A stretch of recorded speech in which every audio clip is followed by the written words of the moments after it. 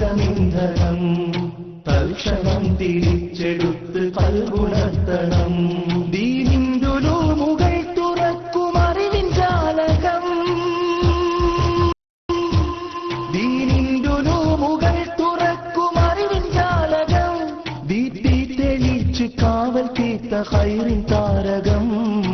യാ ഇലാഹൽ ആലമീന യാ ഇലാഹനാ, യാ ഇലാഹൽ ആലമീന യാ ഇലാഹനാ.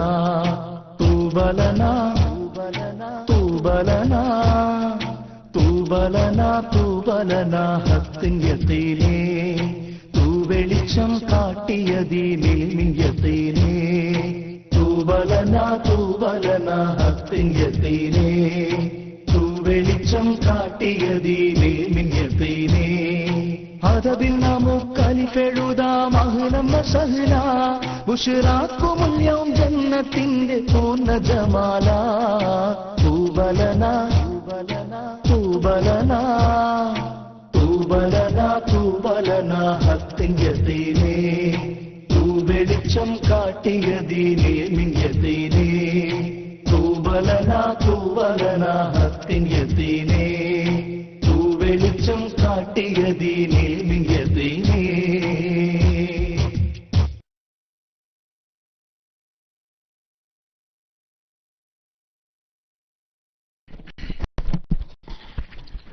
السلام عليكم ورحمة الله وبركاته. أعوذ بالله من الشيطان الرجيم. بسم الله الرحمن الرحيم. الحمد لله رب العالمين والصلاة والسلام على أفضل المرسلين وعلى آله وصحبه أجمعين. ശബ്ദമൊക്കെ ക്ലിയർ അല്ലേ?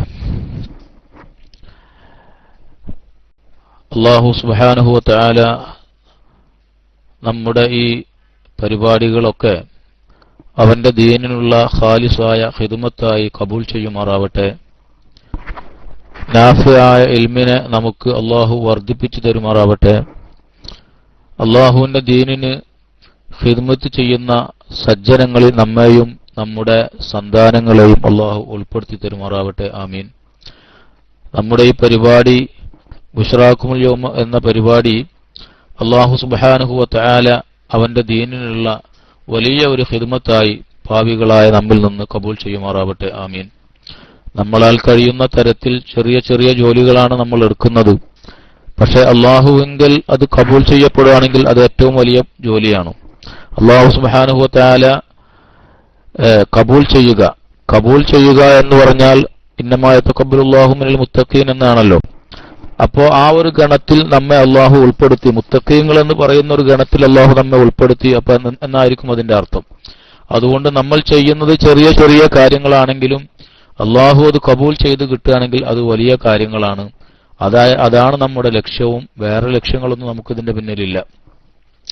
ഏതായാലും ബുശ്റാക്കുമുൽ യൗം എന്ന നമ്മുടെ പരിപാടിയുടെ ഭാഗമായി ഇന്ന് നടക്കാനുള്ളത്, കഴിഞ്ഞ ഏതാനും ദിവസങ്ങൾക്ക് മുമ്പ് ബാങ്കിനെ സംബന്ധിച്ച് ചില കാര്യങ്ങളൊക്കെ നമ്മൾ പറഞ്ഞിരുന്നു. ബാങ്ക് എന്ന് പറയുന്നത് നമസ്കാരത്തിന്റെ ഫർള് നമസ്കാരങ്ങൾക്ക് മുമ്പ് സുന്നത്തുള്ള ഒരു ഇബാദത്താണ് ബാങ്ക് എന്ന് പറഞ്ഞാൽ. ഇത് വളരെ പ്രധാനപ്പെട്ട ഒരു ഇബാദത്താണ് ബാങ്ക്. അല്ലാഹു സുബ്ഹാനഹു വ തആല സ്വപ്നത്തിലൂടെ ആണെങ്കിലും അള്ളാഹുവിന്റെ റസൂലിന്റെ അംഗീകാരത്തിലോടുകൂടെ അതെന്തായ ഒരു വഹയായി. അപ്പൊ അള്ളാഹു തെരഞ്ഞെടുത്ത നിശ്ചിതമായ ചില അദ്കാറുകളാണ് ബാങ്ക് എന്ന് പറഞ്ഞാൽ. ആ ദിക്റുകൾ അത് തന്നെ കൊണ്ടുവരണം. ആ അർത്ഥത്തിലുള്ള മറ്റെന്തെങ്കിലും കൊണ്ടുവരികയോ അതല്ലെങ്കിൽ അതിൽ നിന്ന് കുറക്കുകയോ ചെയ്താൽ അത് ബാങ്കാവുകയും ഇല്ല. അപ്പൊ അള്ളാഹു തെരഞ്ഞെടുത്തിട്ടുള്ള പ്രത്യേകമായ ഒരു ഇബാദത്താണ്, പ്രത്യേകമായ ചില വചനങ്ങളാണ് ബാങ്ക് എന്ന് പറഞ്ഞാൽ. അതിൽ നിന്ന് തന്നെ ബാങ്കിന്റെ മഹത്വം, അതിന്റെ നിലവാരം നമുക്ക് മനസ്സിലാക്കാൻ സാധിക്കും. എന്നാൽ ബാങ്കിനെ സംബന്ധിച്ച് പറയുമ്പോൾ യഥാർത്ഥത്തിൽ ശൈത്താൻ ഏറ്റവും കൂടുതൽ വെറുക്കുന്ന ഒരു കാര്യമാണ് ബാങ്ക് എന്ന് പറഞ്ഞാൽ. ശൈത്താൻ ഒരിക്കലും അത് കേട്ടുകൂടാ. ബാങ്കിന്റെ വചനങ്ങൾ ഒരിക്കലും ശൈത്താനിന് സഹിക്കാൻ സാധിക്കുന്നതല്ല. അസഹ്യമാണത്. അസഹ്യമാണെന്നാണ് എങ്ങനെങ്കിലുമൊക്കെ പൊറുതിമുട്ടി കേട്ടു നിൽക്കുക, കഴിയോളം ചെവി പൊത്തി കേട്ടു നിൽക്കുക, അല്ലെങ്കിൽ ചെവി പൊത്തി നിൽക്കുക, എങ്ങനെങ്കിലും സഹിക്കുക എന്നതുപോലും അല്ല. നബി സല്ലല്ലാഹു അലൈഹി വസല്ലമ തങ്ങൾ പഠിപ്പിച്ചത് ബാങ്ക് കേട്ടാൽ ഇദാ നൂദിയ ലിസ്സലാത്തി അദ്ബറ ശൈത്താനു ലഹു ലുറാത്തുൻ, അവൻ ശബ്ദമുണ്ടാക്കി, പിൻഭാഗത്തുനിന്ന് ശബ്ദമുണ്ടാക്കി ശൈത്താൻ ഓടും. ബാങ്ക് കേട്ടാൽ ശൈത്താൻ ഓടും. ഹത്താ ലാ യസ്മഅ തഅ്ദീന, ബാങ്ക് അവനക്ക് കേൾക്കാൻ കഴിയില്ല എന്നുള്ളതാണ്. ബാങ്ക് അവന് കേൾക്കാൻ തന്നെ സാധിക്കും. കേൾക്കാതിരിക്കാൻ വേണ്ടി അതവന് അസഹ്യമായതുകൊണ്ട് അവനെന്ത് ചെയ്യും? ഓടും. ഫൈദാ ഖുദിയ തഅ്ദീനു, ബാങ്ക് കഴിഞ്ഞാൽ അക്ബല, അപ്പോഴേ തിരിച്ചു വരുള്ളൂ, പിന്നെ തിരിച്ചു വരുള്ളൂ. പിന്നെ എന്ത് ചെയ്യും? അങ്ങനെയാണ് ശൈത്താന്റെ സ്വഭാവം. ഇഖാമത്ത് കേട്ടാൽ വീണ്ടും ഓടും, പിന്നെയും തിരിച്ചു വരും. ഇങ്ങനെയാണ് ശൈത്താന്റെ സ്വഭാവം. അപ്പൊ ബാങ്ക് എന്ന് പറയുന്നത് യഥാർത്ഥത്തിൽ അത് ശൈത്താനിനെ തൊട്ട് ഒരു കാവൽ കൂടിയാണ്. ഒരു മുഅ്മിനിന്റെ ഒരു പിടിവള്ളിയാണ് ഏത്? ബാങ്ക് എന്ന് പറഞ്ഞാൽ ഒരു മുഅ്മിനിന്റെ പിടിവള്ളിയാണ്. ശൈത്താനിന്റെ ഷർറുകളെ തൊട്ട് രക്ഷപ്പെടാനുള്ള പ്രധാനപ്പെട്ട ഒരു വഴിയാണ് ബാങ്ക് കൊടുക്കുക എന്ന് പറഞ്ഞാൽ. ബാങ്ക് നമ്മുടെ ഒരു പിടിക്കയറായി നിലനിർത്തണം. ഇതുകൊണ്ടാണ് പലപ്പോഴും ശൈത്താന്റെ ഷർറുകളിൽ നിന്ന് രക്ഷ നേടാൻ വേണ്ടി, ശൈത്താന്റെ ഷർറുകളെ തൊട്ടുള്ള കാവലിന് വേണ്ടി നമ്മുടെ പണ്ഡിതന്മാര്, മഹാന്മാരൊക്കെ ബാങ്ക് കൊടുക്കാൻ, വീട്ടിൽ ബാങ്ക് കൊടുക്കാൻ, അല്ലെങ്കിൽ വീടിന്റെ 4 മൂലകളിൽ വെച്ച് ബാങ്ക് കൊടുക്കാൻ വേണ്ടിയിട്ട് നിർദ്ദേശിക്കാറുള്ളത് ഈ ഒരു അടിസ്ഥാനത്തിൽ നിന്നുകൊണ്ടാണ്. ബാങ്ക് ശൈത്താന് അസഹ്യമാണ്, അവൻ അവിടെ നിന്ന് ഓടേണ്ടി വരും. അവൻ അവിടെ നിന്ന് ഓടിയാൽ പിന്നെ അവനെ തടുക്കാനുള്ള മാർഗങ്ങൾ അവിടെ ചെയ്തു വെച്ചാൽ പിന്നെ അവന് തിരിച്ചു വരാൻ കഴിയില്ല. അതും കൂടിയാണത്. ശൈത്താൻ ബാങ്ക് കേട്ടാൽ ഓടും, ഓടിയാൽ പിന്നെ തിരിച്ചു വരില്ല. തിരിച്ചു വരും, പക്ഷെ തിരിച്ചു വരാതിരിക്കാൻ വേണ്ടിയുള്ള വഴികൾ അവിടെ അവൻ ഓടിയ, അവനെ പുറത്താക്കിയതിന്റെ ശേഷം തിരിച്ചു വരാതിരിക്കാനുള്ള വഴികൾ, മതിൽക്കെട്ടുകൾ, അതിർവരമ്പുകൾ, ശൈത്താനിന് വരാതിരിക്കാനുള്ള അതിർവരമ്പുകൾ അത് അതുണ്ടാക്കുകയാണെങ്കിൽ പിന്നെ അവന് തിരിച്ചു വരാൻ സാധിക്കില്ല. അതുകൊണ്ടാണ് ബാങ്കിനെ മഹാന്മാരായ ആളുകൾ ശൈത്താന്റെ ഷർറുകളെ തൊട്ട് ഒരു കാവലായി എന്ത് ചെയ്യുന്നത്, നിശ്ചയിക്കുന്നത്. ഇത് മഹാന്മാരായ പണ്ഡിതന്മാരുടെ താബഈങ്ങളുടെ ചരിത്രത്തിൽ കാണാൻ കഴിയുന്ന ഒരു കാര്യമാണ്. അതായത് താബഈങ്ങളിൽപ്പെട്ട സുഹൈൽ അർസലനി അബീല ബനി ഹാരിസത്ത, ബനു ഹാരിസത്തിലേക്ക് എന്റെ ഉപ്പ എന്നെ പറഞ്ഞയച്ചു. മൈ ഉലാമുല്ലന, ഞങ്ങളുടെ കൂടെ ഞങ്ങളുടെ ഒരു അടിമയും കൂടെ ഉണ്ടായിരുന്നു. ഔ സാഹിബുല്ലന ഫനാദാഹു മുനാദിൻ മിൻ ഹായിത്തിൻ ബിസ്മിഹി, ഞങ്ങളിങ്ങനെ പോകുന്നതിനിടയിൽ ഒരു തോട്ടത്തിൽ നിന്ന് അയാളെ, എന്റെ കൂടെയുള്ള ഈ അടിമയെ, അല്ലെങ്കിൽ എന്റെ കൂടെയുള്ള ആളെ ഒരാൾ വിളിച്ചു. അവന്റെ പേര് പറഞ്ഞു വിളിച്ചു. അപ്പോ ഇതിന്റെ കൂടെയുള്ള ആള് തിരിഞ്ഞു നോക്കി, ഈ തോട്ടത്തിലേക്ക് നോക്കി, ആരാണ് എന്നെ വിളിച്ചത്, തോട്ടത്തിൽ നിന്ന് വിളിച്ചത് എന്ന് നോക്കി. അപ്പൊ ഫലം യറ ഷൈഅൻ, ഒന്നും കാണാനില്ല. ഇങ്ങനൊക്കെ ചിലപ്പോൾ സംഭവിക്കാറുണ്ട്. പലപ്പോഴും പല സംഭവങ്ങളും നമ്മുടെ നാട്ടിലൊക്കെ നമ്മൾ കേൾക്കാറും ഉള്ളതാണ്. അതുപോലെയുള്ള ഒരു സംഭവമാണിത്. വിളിച്ചു, പേര് പറഞ്ഞു വിളിക്കും, പക്ഷെ തിരിഞ്ഞു നോക്കിയാൽ ആരെയും കാണുകയില്ല. ഇങ്ങനെ സംഭവിച്ചു. ഫദക്കർതു ദാലിക ലി അബി, ഞാൻ എന്റെ ഉപ്പനോട് പറഞ്ഞപ്പോൾ ഫഖാല ലൗ ശഅർതു അന്നക തൽഖാ ഹാദാ ലം ഉർസിൽക, ഇത് അങ്ങനെ ഉണ്ടാവുമെന്ന് ഞാൻ മനസ്സിലാക്കിയിരുന്നെങ്കിൽ ഞാൻ പറഞ്ഞേക്കില്ലായിരുന്നു എന്ന് പറഞ്ഞിട്ട് ഇപ്പൊ പറഞ്ഞത് വലാകിൻ ഇദാ സമഅത സൗതൻ, നീ ഇങ്ങനെ വല്ല ശബ്ദവും കേട്ടാൽ എന്ത് ചെയ്യണം? ഫനാദി ബിസ്വലാത്തി, നമസ്കാരത്തിന് വിളിക്കുന്നത് പോലെ ബാങ്ക് കൊടുക്കണം. ബാങ്ക് കൊടുക്കുക, നമസ്കാരത്തിന് വിളിക്കുക വെച്ചാൽ ബാങ്ക് കൊടുക്കണം. ഫഇന്നി സമഅതു അബൂ ഹുറൈറത, അബൂ ഹുറൈറ റളിയല്ലാഹു അൻഹു പറയുന്നത് ഞാൻ കേട്ടു. യുഹദ്ദിസു അൻ റസൂലില്ലാഹി സ്വല്ലല്ലാഹു അലൈഹി വസല്ലം അന്നഹു ഖാല ഇന്ന ശൈത്താന ഇദാ നൂദിയ ബിസ്വലാത്തി വല്ല വലഹു ഹുസ്വാസുൻ. അപ്പൊ അതിൽ നിന്ന് എന്ത് വരും? നമസ്കാരത്തിന് ബാങ്ക് കൊടുക്കപ്പെട്ടാൽ ശൈത്താൻ പിന്തിരിഞ്ഞോടും എന്ന് പറഞ്ഞ റസൂലുള്ളാഹി സ്വല്ലല്ലാഹു അലൈഹി വസല്ലം തങ്ങളുടെ ഹദീസിൽ നിന്ന് മനസ്സിലാക്കാം ശൈത്താന്റെ ഷർറുകളെ തൊട്ട് ബാങ്ക് കാവലാണ് എന്ന് അതിൽ നിന്ന് മനസ്സിലാക്കാം എന്ന്. അതുപോലെ തന്നെ ഉമർ ഇബ്നുൽ ഖത്താബ് റളിയല്ലാഹു അൻഹു ഇദാ റഅയ്തുമുൽ ഗീലാന, പൊട്ടിശൈത്താൻ എന്നൊക്കെ പറയല്ലോ നമ്മുടെ നാട്ടില്, ആളുകളെ വഴി പിഴപ്പിക്കുന്ന അതുപോലെയുള്ള ജോലികളൊക്കെ എടുക്കുന്ന ചില ശൈത്താന്മാരുണ്ട്. മനുഷ്യന്മാരുടെ കൂട്ടത്തിലുണ്ട്, ഇത് ജിന്നുകളുടെ കൂട്ടത്തിലുണ്ട് ശൈത്താന്മാർ. ആ ഉള്ള ശൈത്താന്മാരെ പറ്റിയാണ് ഇപ്പൊ പറയുന്നത്. ഫഅദ്ദിനു ബിസ്വലാത്തി, ഈ പൊട്ടിച്ചൈത്താന്മാരെ കണ്ടാൽ എന്ത് ചെയ്യണം? ബാങ്ക് കൊടുക്കണോ? അത് നമുക്ക് നല്ലൊരു മരുന്നാണ്. പൊട്ടിച്ചൈത്താന്മാരെ കണ്ടാൽ എന്ത് ചെയ്യണം? ബാങ്ക് കൊടുക്കണമെന്ന് ഉമർ ഇബ്നുൽ ഖത്താബ് റളിയല്ലാഹു അൻഹു പഠിപ്പിച്ചത് കാണാം. റവൽ ഹസനു അൻ സഅദ് ബിൻ അബി വക്കാസ് ഖാല ഉമിർനാ ഇദാ റഅയ്നൽ ഗൂല അൻ യുനാദാ ബിസ്വലാത്തി, അത് സഅദ് ബിൻ അബി വക്കാസ് എന്നവർ പറഞ്ഞതാണ്. ഈ പൊട്ടി ചീത്താമാരെ കണ്ടാൽ എന്ത് ചെയ്യണം? അവരുടെ ഷെറുണ്ടായാലെന്ന് അർത്ഥം. അൻ യുനാദാ ബിസ്സലാത്തി, നമസ്കാരത്തിന് ബാങ്ക് കൊടുക്കുന്നത് പോലെ ബാങ്ക് കൊടുക്കണമെന്ന് ഞങ്ങളോട് കൽപ്പിക്കപ്പെട്ടു. അപ്പൊ റസൂലുള്ളാഹി സ്വല്ലല്ലാഹു അലൈഹി വസല്ലം തങ്ങൾ തന്നെ അങ്ങനെ ഒരു കൽപ്പന നൽകിയിട്ടുണ്ട് എന്നാണ് അതിന്റെ അർത്ഥം. ബഹുമാനപ്പെട്ട മാലിക് റളിയല്ലാഹു അൻഹു, ഇമാം മാലിക് റളിയല്ലാഹു അൻഹു പറയാണ്, ബനൂ സുലൈം ഗോത്രക്കാരുടെ അടുത്ത് ഒരു നിധി ഉണ്ടായിരുന്നു, കുഴിച്ചിടപ്പെട്ട സ്വർണം ഉണ്ടായിരുന്നു. ഇത് കാരണം അവർക്ക് പിശാചിന്റെ ഷെറ് വല്ലാതെ ഉണ്ടായിരുന്നു. അപ്പോ സെയ്ദ് ബിൻ അസ്ലം റളിയല്ലാഹു അൻഹുവിനോട് അത് പറഞ്ഞപ്പോൾ ഫഅമറഹും ബിൽ അദാനി, ബാങ്ക് കൊടുക്കാൻ വേണ്ടി കൽപ്പിച്ചു. വയർഫഉ അസ്വാതഹും ബിഹി, ഉറക്ക ബാങ്ക് കൊടുക്കാൻ വേണ്ടി പറഞ്ഞു. ഫഫഅലു ഫർതഫഅ ദാലിക അൻഹും വഹും അലൈഹി അൽ അഹ്തൽ യൗമ. അതായത് ഈ നിധി ഇവർ കയ്യിൽ വെക്കുന്നത് കൊണ്ട് പൈശാചികമായ ഷെറുകൾ അവർക്ക് നല്ലവണ്ണം ഉണ്ടായിരുന്നു. ഈ ശൈത്താനും ഈ സ്വർണവും തമ്മിൽ വലിയ ബന്ധമാണ്. ശൈത്താനും സ്വർണവും തമ്മിൽ വലിയ ബന്ധമാണ്. അതുകൊണ്ട് തന്നെയാണ് ഈ സ്വർണം നല്ലവണ്ണം സൂക്ഷിക്കണമെന്ന് പറയുന്നത്. ഈ പെണ്ണുങ്ങളുടെ മേൽ ഇങ്ങനെ വല്ലാണ്ട് ഇട്ട് കൊടുക്കരുത്, അതത്ര ഗുണം ചെയ്യില്ല. ശൈത്താനും സ്വർണവും തമ്മിൽ വലിയ ബന്ധങ്ങളാണ്. ഇതുകൊണ്ടാണ് നമ്മുടെ നാട്ടിലൊക്കെ ഞാൻ മനസ്സിലാക്കുന്നത്, നമ്മുടെ നാട്ടിലൊക്കെ ഈ വീട് കട്ടിള വെക്കുമ്പോ, വീടിന് കട്ടിള വെക്കുന്ന സമയത്ത് ഈ വീടിന്റെ കട്ട്ളയുടെ അടിഭാഗത്ത് ഒരു തുണ്ട് സ്വർണമെങ്കിലും വെക്കണം എന്ന ഒരു ധാരണ നമ്മുടെ ആളുകൾക്കിടയിൽ വ്യാപകമാണ്. ഒരു കഷ്ണം സ്വർണമെങ്കിലും വെച്ചിട്ടില്ലെങ്കിൽ ആ വീട് പിന്നെ താമസിക്കാൻ പറ്റാതെ ആവും എന്നൊരു ധാരണ, അത് നമ്മൾ ഈ ആശാരിമാരൊക്കെ ഉണ്ടാക്കി തീർത്തതായിരിക്കുമെന്നാണ് ഞാൻ മനസ്സിലാക്കുന്നത്. ആശാരിമാരൊക്കെ കൂടിയിട്ട് കൊണ്ടുവന്ന, അതായത് ആ വീട്ടിലേക്ക് കടക്കുന്നിടത്ത് തന്നെ പിശാചിനെ കുടിയിരുത്താൻ വേണ്ടിയിട്ട് ഉണ്ടാക്കിയൊരു പണിയായിരിക്കും. അല്ലെങ്കിൽ ഇപ്പൊ ആ ഒരു സ്വർണ്ണ കഷ്ണം അവിടെ കൊണ്ടുവച്ചിട്ട് എന്താണ്, അതൊരു ഇസ്രാഫിന്റെ ഭാഗമല്ല, അതൊരു ആ സാധനം പിന്നെ ഉപകരിക്കാത്ത വിധത്തിൽ നശിപ്പിക്കല്ല ചെയ്യുന്നത് എന്നല്ലാതെ അതിലെന്താ കാര്യമുള്ളത്? അതിലൊന്നും ഒരു അസുലൊന്നുമില്ല. ഞാൻ മനസ്സിലാക്കിയെടുത്തോളം അങ്ങനെയാണ്. അപ്പൊ അതുകൊണ്ട് ഈ പിശാചിനെ കുടിയിരുത്താൻ വേണ്ടിയിട്ട് ഈ പിശാചിന്റെ ആളുകളെ കൊണ്ടുവന്നിട്ട് കുട്ടിയിറക്കുമ്പോ ചെയ്യുന്നൊരു ഏർപ്പാടാണത് എന്നാണ് അത് ഇതിൽ നിന്നൊക്കെ മനസ്സിലാക്കാൻ സാധിക്കുന്നത്. ഈ നിധികളും സ്വർണങ്ങളും തമ്മിൽ പിശാചുമായിട്ട് വലിയ ബന്ധമാണ്. അതുകൊണ്ട് തന്നെ അവരോട് എന്ത് ചെയ്തു? സെയ്ദ് ബിൻ അസ്ലം റളിയല്ലാഹു അൻഹു എന്ത് ചെയ്തു? ബാങ്ക് കൊടുക്കാൻ വേണ്ടി കൽപ്പിച്ചു. ഫഫഅലു, അത് ചെയ്തപ്പോൾ ഉറക്ക ബാങ്ക് കൊടുക്കാൻ, നല്ല ശബ്ദം ഉയർത്തി ബാങ്ക് കൊടുക്കാൻ വേണ്ടി പറഞ്ഞു.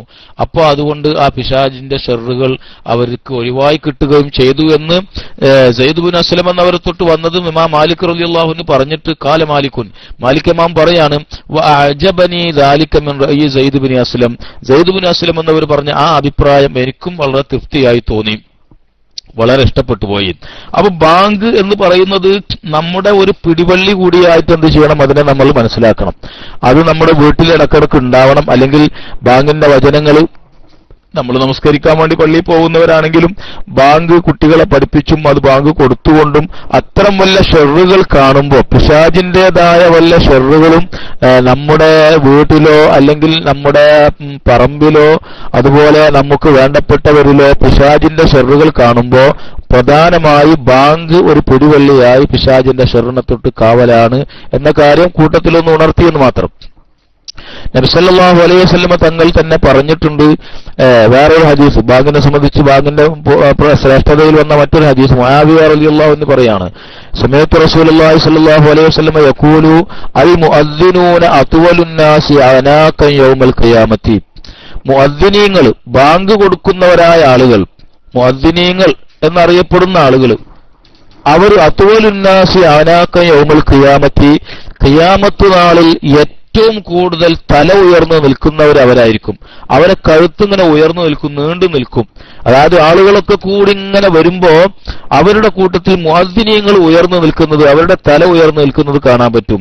എന്താണ് അവരുടെ തല ഉയർന്നു നിൽക്കുക എന്ന് പറഞ്ഞാൽ അതിന്റെ അർത്ഥം അവരുടെ കഴുത്തിങ്ങനെ നീണ്ടിട്ട് ഒരു ഒട്ടകത്തിന്റെ അല്ലെങ്കിൽ ഒരു മൃഗത്തിന്റെ പോലെ ആവും എന്നല്ല. ആ പറയുന്നതിന്റെ ഉദ്ദേശം എന്താന്ന് വെച്ചാൽ മഹാന്മാരായ പണ്ഡിതന്മാർ പല തരത്തിലുള്ള അർത്ഥം അതിന് നൽകിയിട്ടുണ്ട്. ഇമാം ബൈഹഖി പറഞ്ഞത് മാനാ ഖൗലി നബി സല്ലല്ലാഹു അലൈഹി വസല്ലം മുഅദ്ദിനൂന അത്വലുൻ നാസി അനാഖ യൗമൽ ഖിയാമത്തി എന്ന് പറഞ്ഞാൽ അതിന്റെ അർത്ഥം അന്നന്നാസ യഅ്തിശൂന യൗമൽ ഖിയാമത്തി, ആളുകളൊക്കെ ദാഹിച്ചു വലയുന്നവരാണ്.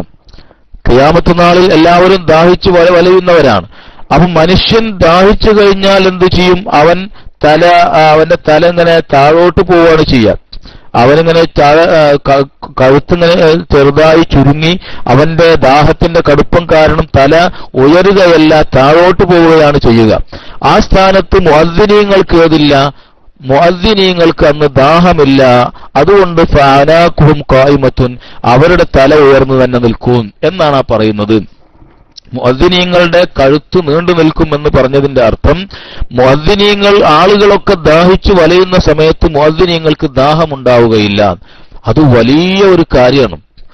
ഖിയാമത്ത് നാളിൽ ദാഹിച്ചു വലയുന്നതിൽ നിന്ന് ബാങ്ക് എന്ത് ചെയ്യും? രക്ഷിക്കും. ബാങ്ക് കൊടുക്കുന്ന ആളുകൾക്ക് ദാഹമുണ്ടാവുകയില്ല എന്ന ഒരൊറ്റ കാര്യം തന്നെ മതി ബാങ്കിന്റെ മഹത്വം നമുക്ക് മനസ്സിലാക്കാൻ. അതാണ് അതിന്റെ ഒരർത്ഥം പറഞ്ഞിട്ടുള്ളത്. ഇമാം നവവി മറ്റു പല അർത്ഥങ്ങളും പറഞ്ഞിട്ടുണ്ട്. അക്സറുന്നാസ് തശവ്വുഫൻ ഇലാ റഹ്മത്തില്ലാ, അള്ളാഹുവിന്റെ റഹ്മത്ത് ഏറ്റവും കൂടുതൽ പ്രതീക്ഷിക്കുന്ന ആളുകൾ അവരായിരിക്കും. പലർക്കും പല പ്രതീക്ഷ വെച്ചുകൊണ്ടാണല്ലോ വരിക. താൻ രക്ഷപ്പെടുക എങ്ങനെയായിരിക്കും എന്ന ആശങ്ക ഓരോരുത്തർക്കും ഉണ്ടാകും.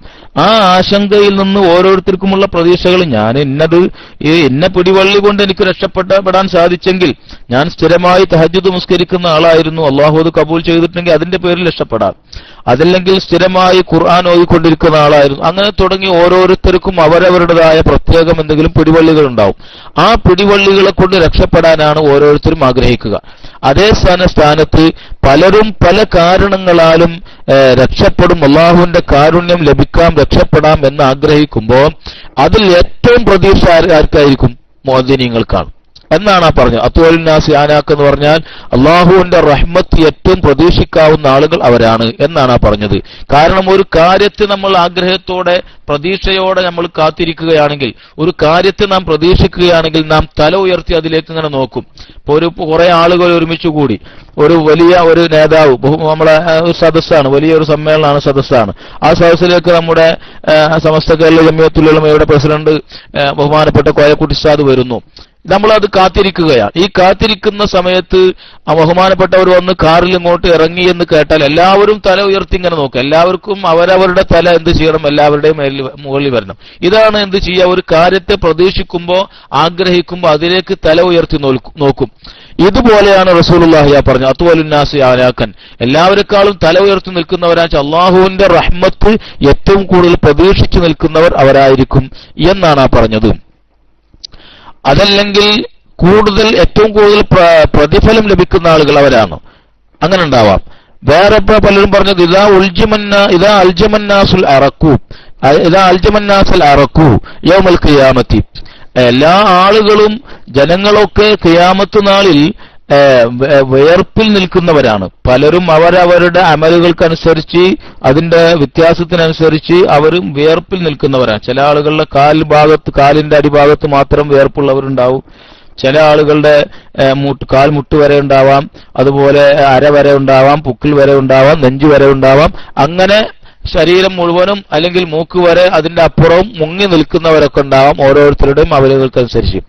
എന്നാൽ മുഅദ്ദിനീങ്ങൾ, അതായത് ഇതിൽ നിന്ന് വിയർപ്പിൽ നിന്ന് ഉയർന്നു നിൽക്കുന്നവർ, വിയർപ്പിൽ മുങ്ങാതെ ഉയർന്നു നിൽക്കുന്ന ആളുകൾ അവരവരുടെ അമലുകൾക്കനുസരിച്ച് ഏറ്റവും വ്യത്യാസമുള്ളവരാണ്. ഈ ഉയർന്നു നിൽക്കുന്നവരിൽ ഏറ്റവും കൂടുതൽ ഉയർന്നു നിൽക്കുന്നവരാരായിരിക്കും? മുഅദ്ദിനീങ്ങളായിരിക്കും എന്നാണ് ആ പറഞ്ഞത്. അപ്പോ ഖിയാമത്ത് നാളിൽ പല ആളുകളും വിയർപ്പിൽ നിന്ന് രക്ഷപ്പെട്ടു നിൽക്കുന്ന ആളുകൾ അത് തന്നെ പല തോതിലാണ് ഉണ്ടാവുക. ഏറ്റവും വ്യത്യാസമുള്ളവരുണ്ടാവാം. ചില ആളുകൾ കുറച്ച് മാത്രം വിയർപ്പിൽ നിന്ന് നെഞ്ചു വരെ വിയർപ്പുള്ള ആളുകളാണെങ്കിൽ അവരുടെ കഴുത്ത് മുതൽക്ക് മാത്രം ഏത് ചെയ്യും? ഉയർന്നു നിൽക്കുന്നുണ്ടായിരിക്കും. ചില ആളുകളുടെ അര വരെയാണ് വിയർപ്പുന്നുണ്ടെങ്കിൽ അവരുടെ അര മുതൽക്ക് മേലോട്ട് വിയർപ്പ് തൊട്ട് ഉയർന്നു നിൽക്കുന്നവരായിരിക്കും. അങ്ങനെ അവരവർ ഉള്ള വിയർപ്പിൽ നിന്ന് ഉയർന്നു നിൽക്കുന്നവരുള്ള ഏറ്റവും വ്യത്യാസം ഈ മുഅദ്ദിനീങ്ങൾക്ക് ഏറ്റവും കൂടുതലുണ്ടാകും. അവരാണ് ഏറ്റവും കൂടുതൽ അതിൽ നിന്ന് രക്ഷപ്പെടുന്ന ആളുകൾ എന്ന് പറഞ്ഞവരുമുണ്ട്.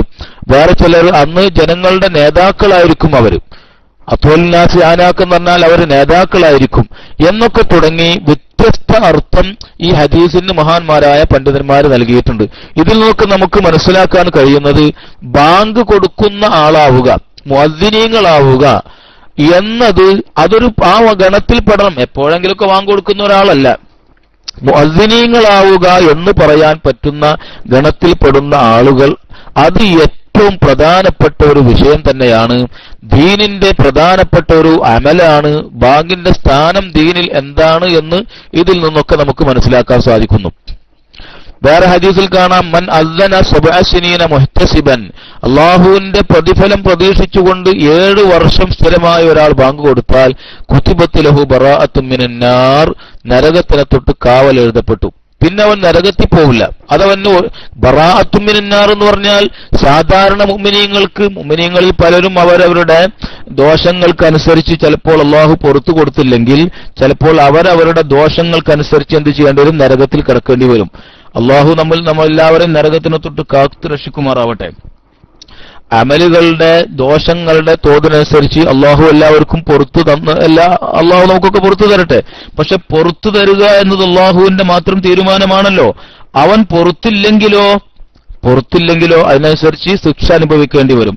അപ്പൊ അതുകൊണ്ട് അതിന്റെ അർത്ഥം അവർ മുഅ്മിനീങ്ങളല്ല എന്നല്ല, മുഅ്മിനീങ്ങളൊക്കെ തന്നെ ആയിരിക്കും. പക്ഷെ ദോഷങ്ങൾക്കനുസരിച്ച് അല്ലാഹു തആല എന്ത് ചെയ്യും? നരകത്തിലിട്ട് ശിക്ഷിച്ച് ആ ദോഷക്കറകൾ നരകത്തിന്റെ ചൂടുകൊണ്ട് കഴുകിക്കളഞ്ഞ് ശുദ്ധീകരിച്ചതിന്റെ ശേഷം മാത്രമേ സ്വർഗത്തിലേക്ക് കടക്കാൻ പറ്റൂ. അവിടെ അഴുക്ക് പറ്റില്ല, സ്വർഗത്തിൽ അഴുക്ക് പറ്റില്ല.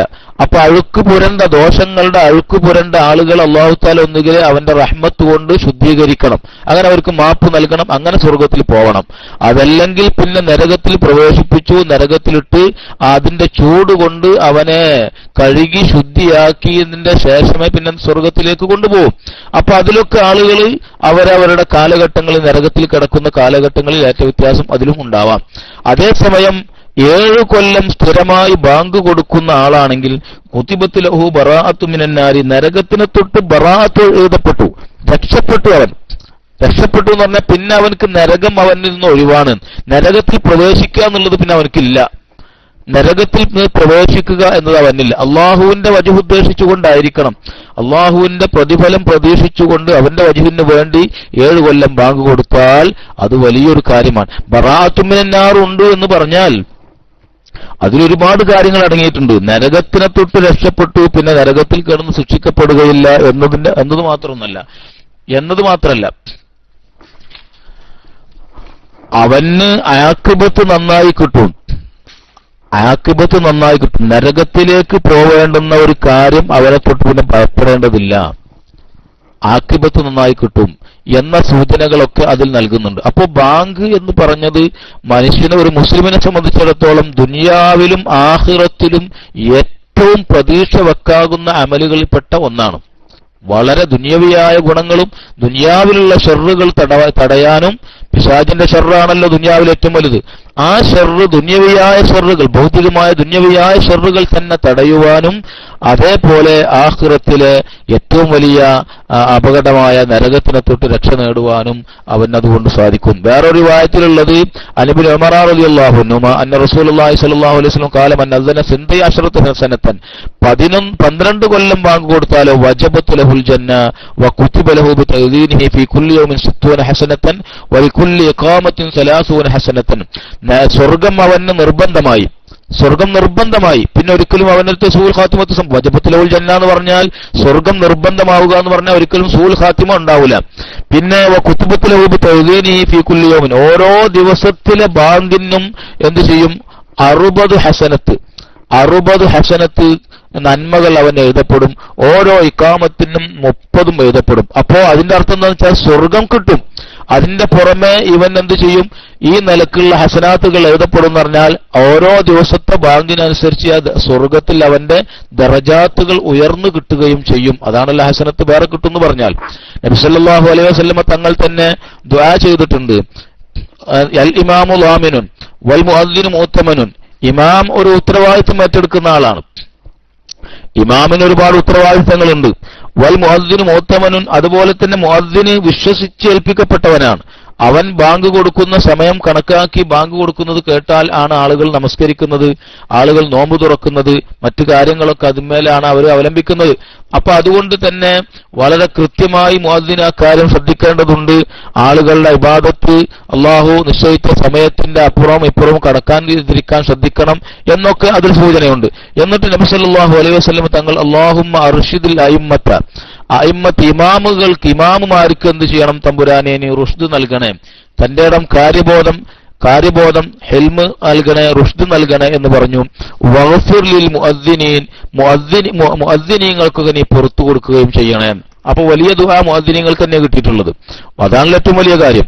വഗ്ഫിർ ലിൽ മുഅദ്ദിനീൻ, മുഅദ്ദിനീങ്ങൾക്ക് നീ പുറത്തു കൊടുക്കണേ. ഇതുകൊണ്ടാണ് ഇമാം നബവി റളിയല്ലാഹു അൻഹു ബാങ്കും ഇഖാമത്തും കൊടുക്കുന്ന ജോലി എടുക്കലാണോ അതെടുക്കലാണോ നല്ലത്, ഏറ്റവും ശ്രേഷ്ഠതയുള്ളത്, അതല്ല ഇമാമത്താണോ ഏറ്റവും നല്ലത് എന്ന വിഷയത്തിൽ ഇമാം നബവി റളിയല്ലാഹു അൻഹു പ്രബലമാക്കിയിട്ടുള്ളത് ബാങ്കും ഇഖാമത്തും കൊടുക്കലാണ് ഇമാമത്തിനേക്കാൾ വലുത് എന്നാണല്ലോ പ്രബലമാക്കിയിട്ടുള്ളത്. അത് ഈ ദുആ ഒക്കെയാണ് അതിന്റെ കാരണം. അപ്പൊ ബാങ്ക് എന്ന് പറഞ്ഞാൽ മൊത്തത്തിൽ ഒരു മുസ്ലിമിന്റെ ദുന്യവിയും ഉഖ്റവിയുമായ പല ഗുണങ്ങൾക്കും എല്ലാവിധ ഷർറുകളിൽ നിന്നും കാവൽ നേടാനുള്ള മാർഗം ആണ് ബാങ്ക് എന്ന് പറഞ്ഞാൽ. ഈ ബാങ്ക് നമ്മൾ ശ്രദ്ധിക്കേണ്ടത് ബാങ്കിന്റെ കലിമത്തുകളെ സംബന്ധിച്ചാണ് ആദ്യം നമ്മൾ മനസ്സിലാക്കേണ്ടത്. മുന്നേ നമ്മൾ കഴിഞ്ഞ ക്ലാസ്സിൽ ബാങ്ക് ലഭിച്ചതെങ്ങനെ, അത് സ്വപ്നത്തിലൂടെയാണ് അതിന്റെ തുടക്കം, അങ്ങനെയുള്ള കാര്യങ്ങളൊക്കെയാണ് പറഞ്ഞത്. പിന്നെ ബാങ്കിന്റെ കലിമത്തുകൾ, ബാങ്ക് എത്ര കലിമത്തുകൾ ഉണ്ട്, അതിൽ പണ്ഡിത ലോകത്ത് അഭിപ്രായ വ്യത്യാസം ഉണ്ട്. നമ്മൾ ശാഫിഈ മദ്ഹബുകാരുടെ അടുത്തുള്ള ബാങ്ക്, ഷാഫി മദ്ഹബ് പ്രകാരം ബാങ്ക് 17 വചനങ്ങളാണ്. 17 വചനങ്ങളാണ്. അതായത് അല്ലാഹു അക്ബർ അല്ലാഹു അക്ബർ അല്ലാഹു അക്ബർ അല്ലാഹു അക്ബർ അത് 4 പ്രാവശ്യം. പിന്നെ അഷ്ഹദു അല്ലാ ഇലാഹ ഇല്ലല്ലാഹ് അഷ്ഹദു അല്ലാ ഇലാഹ ഇല്ലല്ലാഹ് അഷ്ഹദു അന്ന മുഹമ്മദർ റസൂലുള്ളാഹ് അഷ്ഹദു അന്ന മുഹമ്മദർ റസൂലുള്ളാഹ്. ഇത് ഓരോന്നും പറഞ്ഞതിന്റെ ശേഷം അത് ശബ്ദം കുറച്ച് മെല്ലെ പറഞ്ഞതിന്റെ ശേഷം പിന്നെ പിന്നെ അത് ആവർത്തിക്കുക, അത് 4ഉം ആവർത്തിക്കുക ശബ്ദം ഉയർത്തിയും കൊണ്ട്. ഇതിന് തർജീഅ് എന്നാണ് പറയുക, തർജീഅ് ചെയ്യുക എന്നാണ് പറയുക. ഈ തർജീഅ് ഉണ്ടോ ഇല്ലയോ എന്ന കാര്യത്തിൽ ഹദീസിന്റെ റിപ്പോർട്ടുകളിലും അഭിപ്രായ വ്യത്യാസം വന്നിട്ടുണ്ട്. റിപ്പോർട്ടുകൾ തന്നെ പല തരത്തിൽ വന്നിട്ടുണ്ട്. പണ്ഡിത ലോകത്തും വിവിധങ്ങളായ അഭിപ്രായങ്ങളും ആ വിഷയത്തിലൊക്കെ ഉണ്ട്. ബഹുമാനപ്പെട്ട അബൂ മഹ്ദൂറത്ത് റളിയല്ലാഹു അൻഹു, നബി സല്ലല്ലാഹു അലൈഹി വസല്ലം തങ്ങളുടെ മുഅദ്ദിനീങ്ങളിൽപ്പെട്ട അബൂ മഹ്ദൂറത്ത് റളിയല്ലാഹു അൻഹുവിന്റെ ഒരു റിപ്പോർട്ട്, നബി സല്ലല്ലാഹു അലൈഹി വസല്ലം തങ്ങൾ അബൂ മഹ്ദൂറ റളിയല്ലാഹു അൻഹുവിന് ബാങ്ക് പഠിപ്പിച്ചു കൊടുത്തപ്പോ എന്താണ് പറഞ്ഞത്?